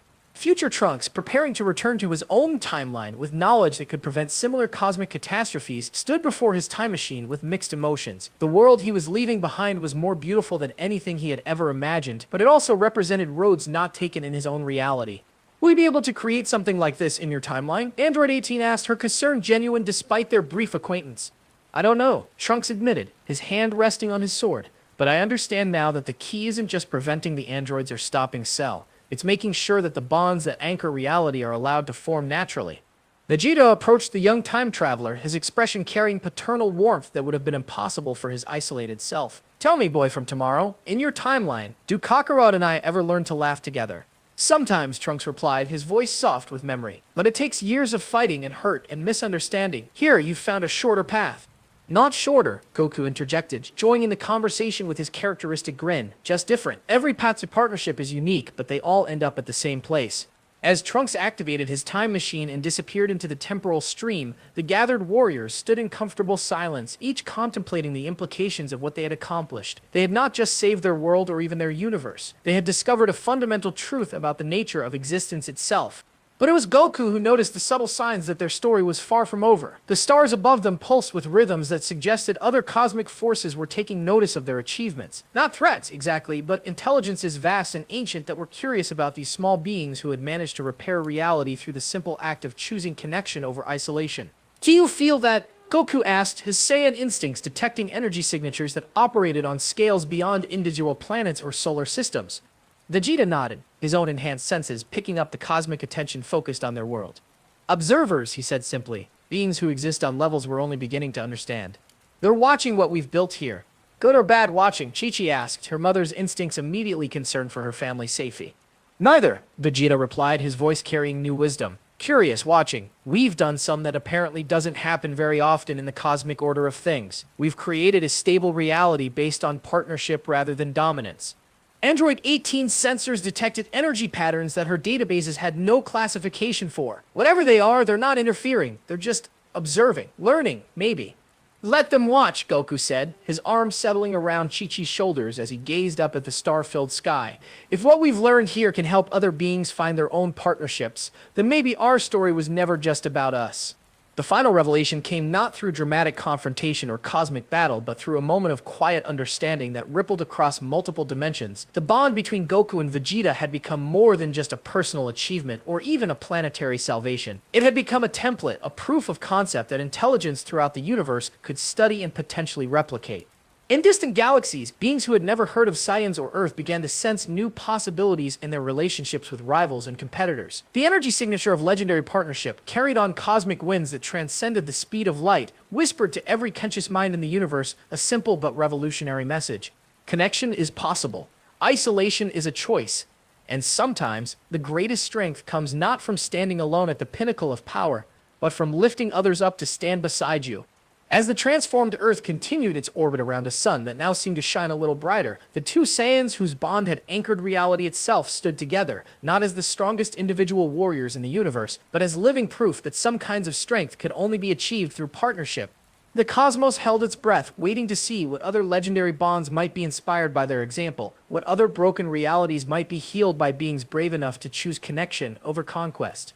And in the quantum spaces between heartbeats, between thoughts, between the infinite possibilities of what could be, new partnerships began to stir, ready to write their own stories across the stars.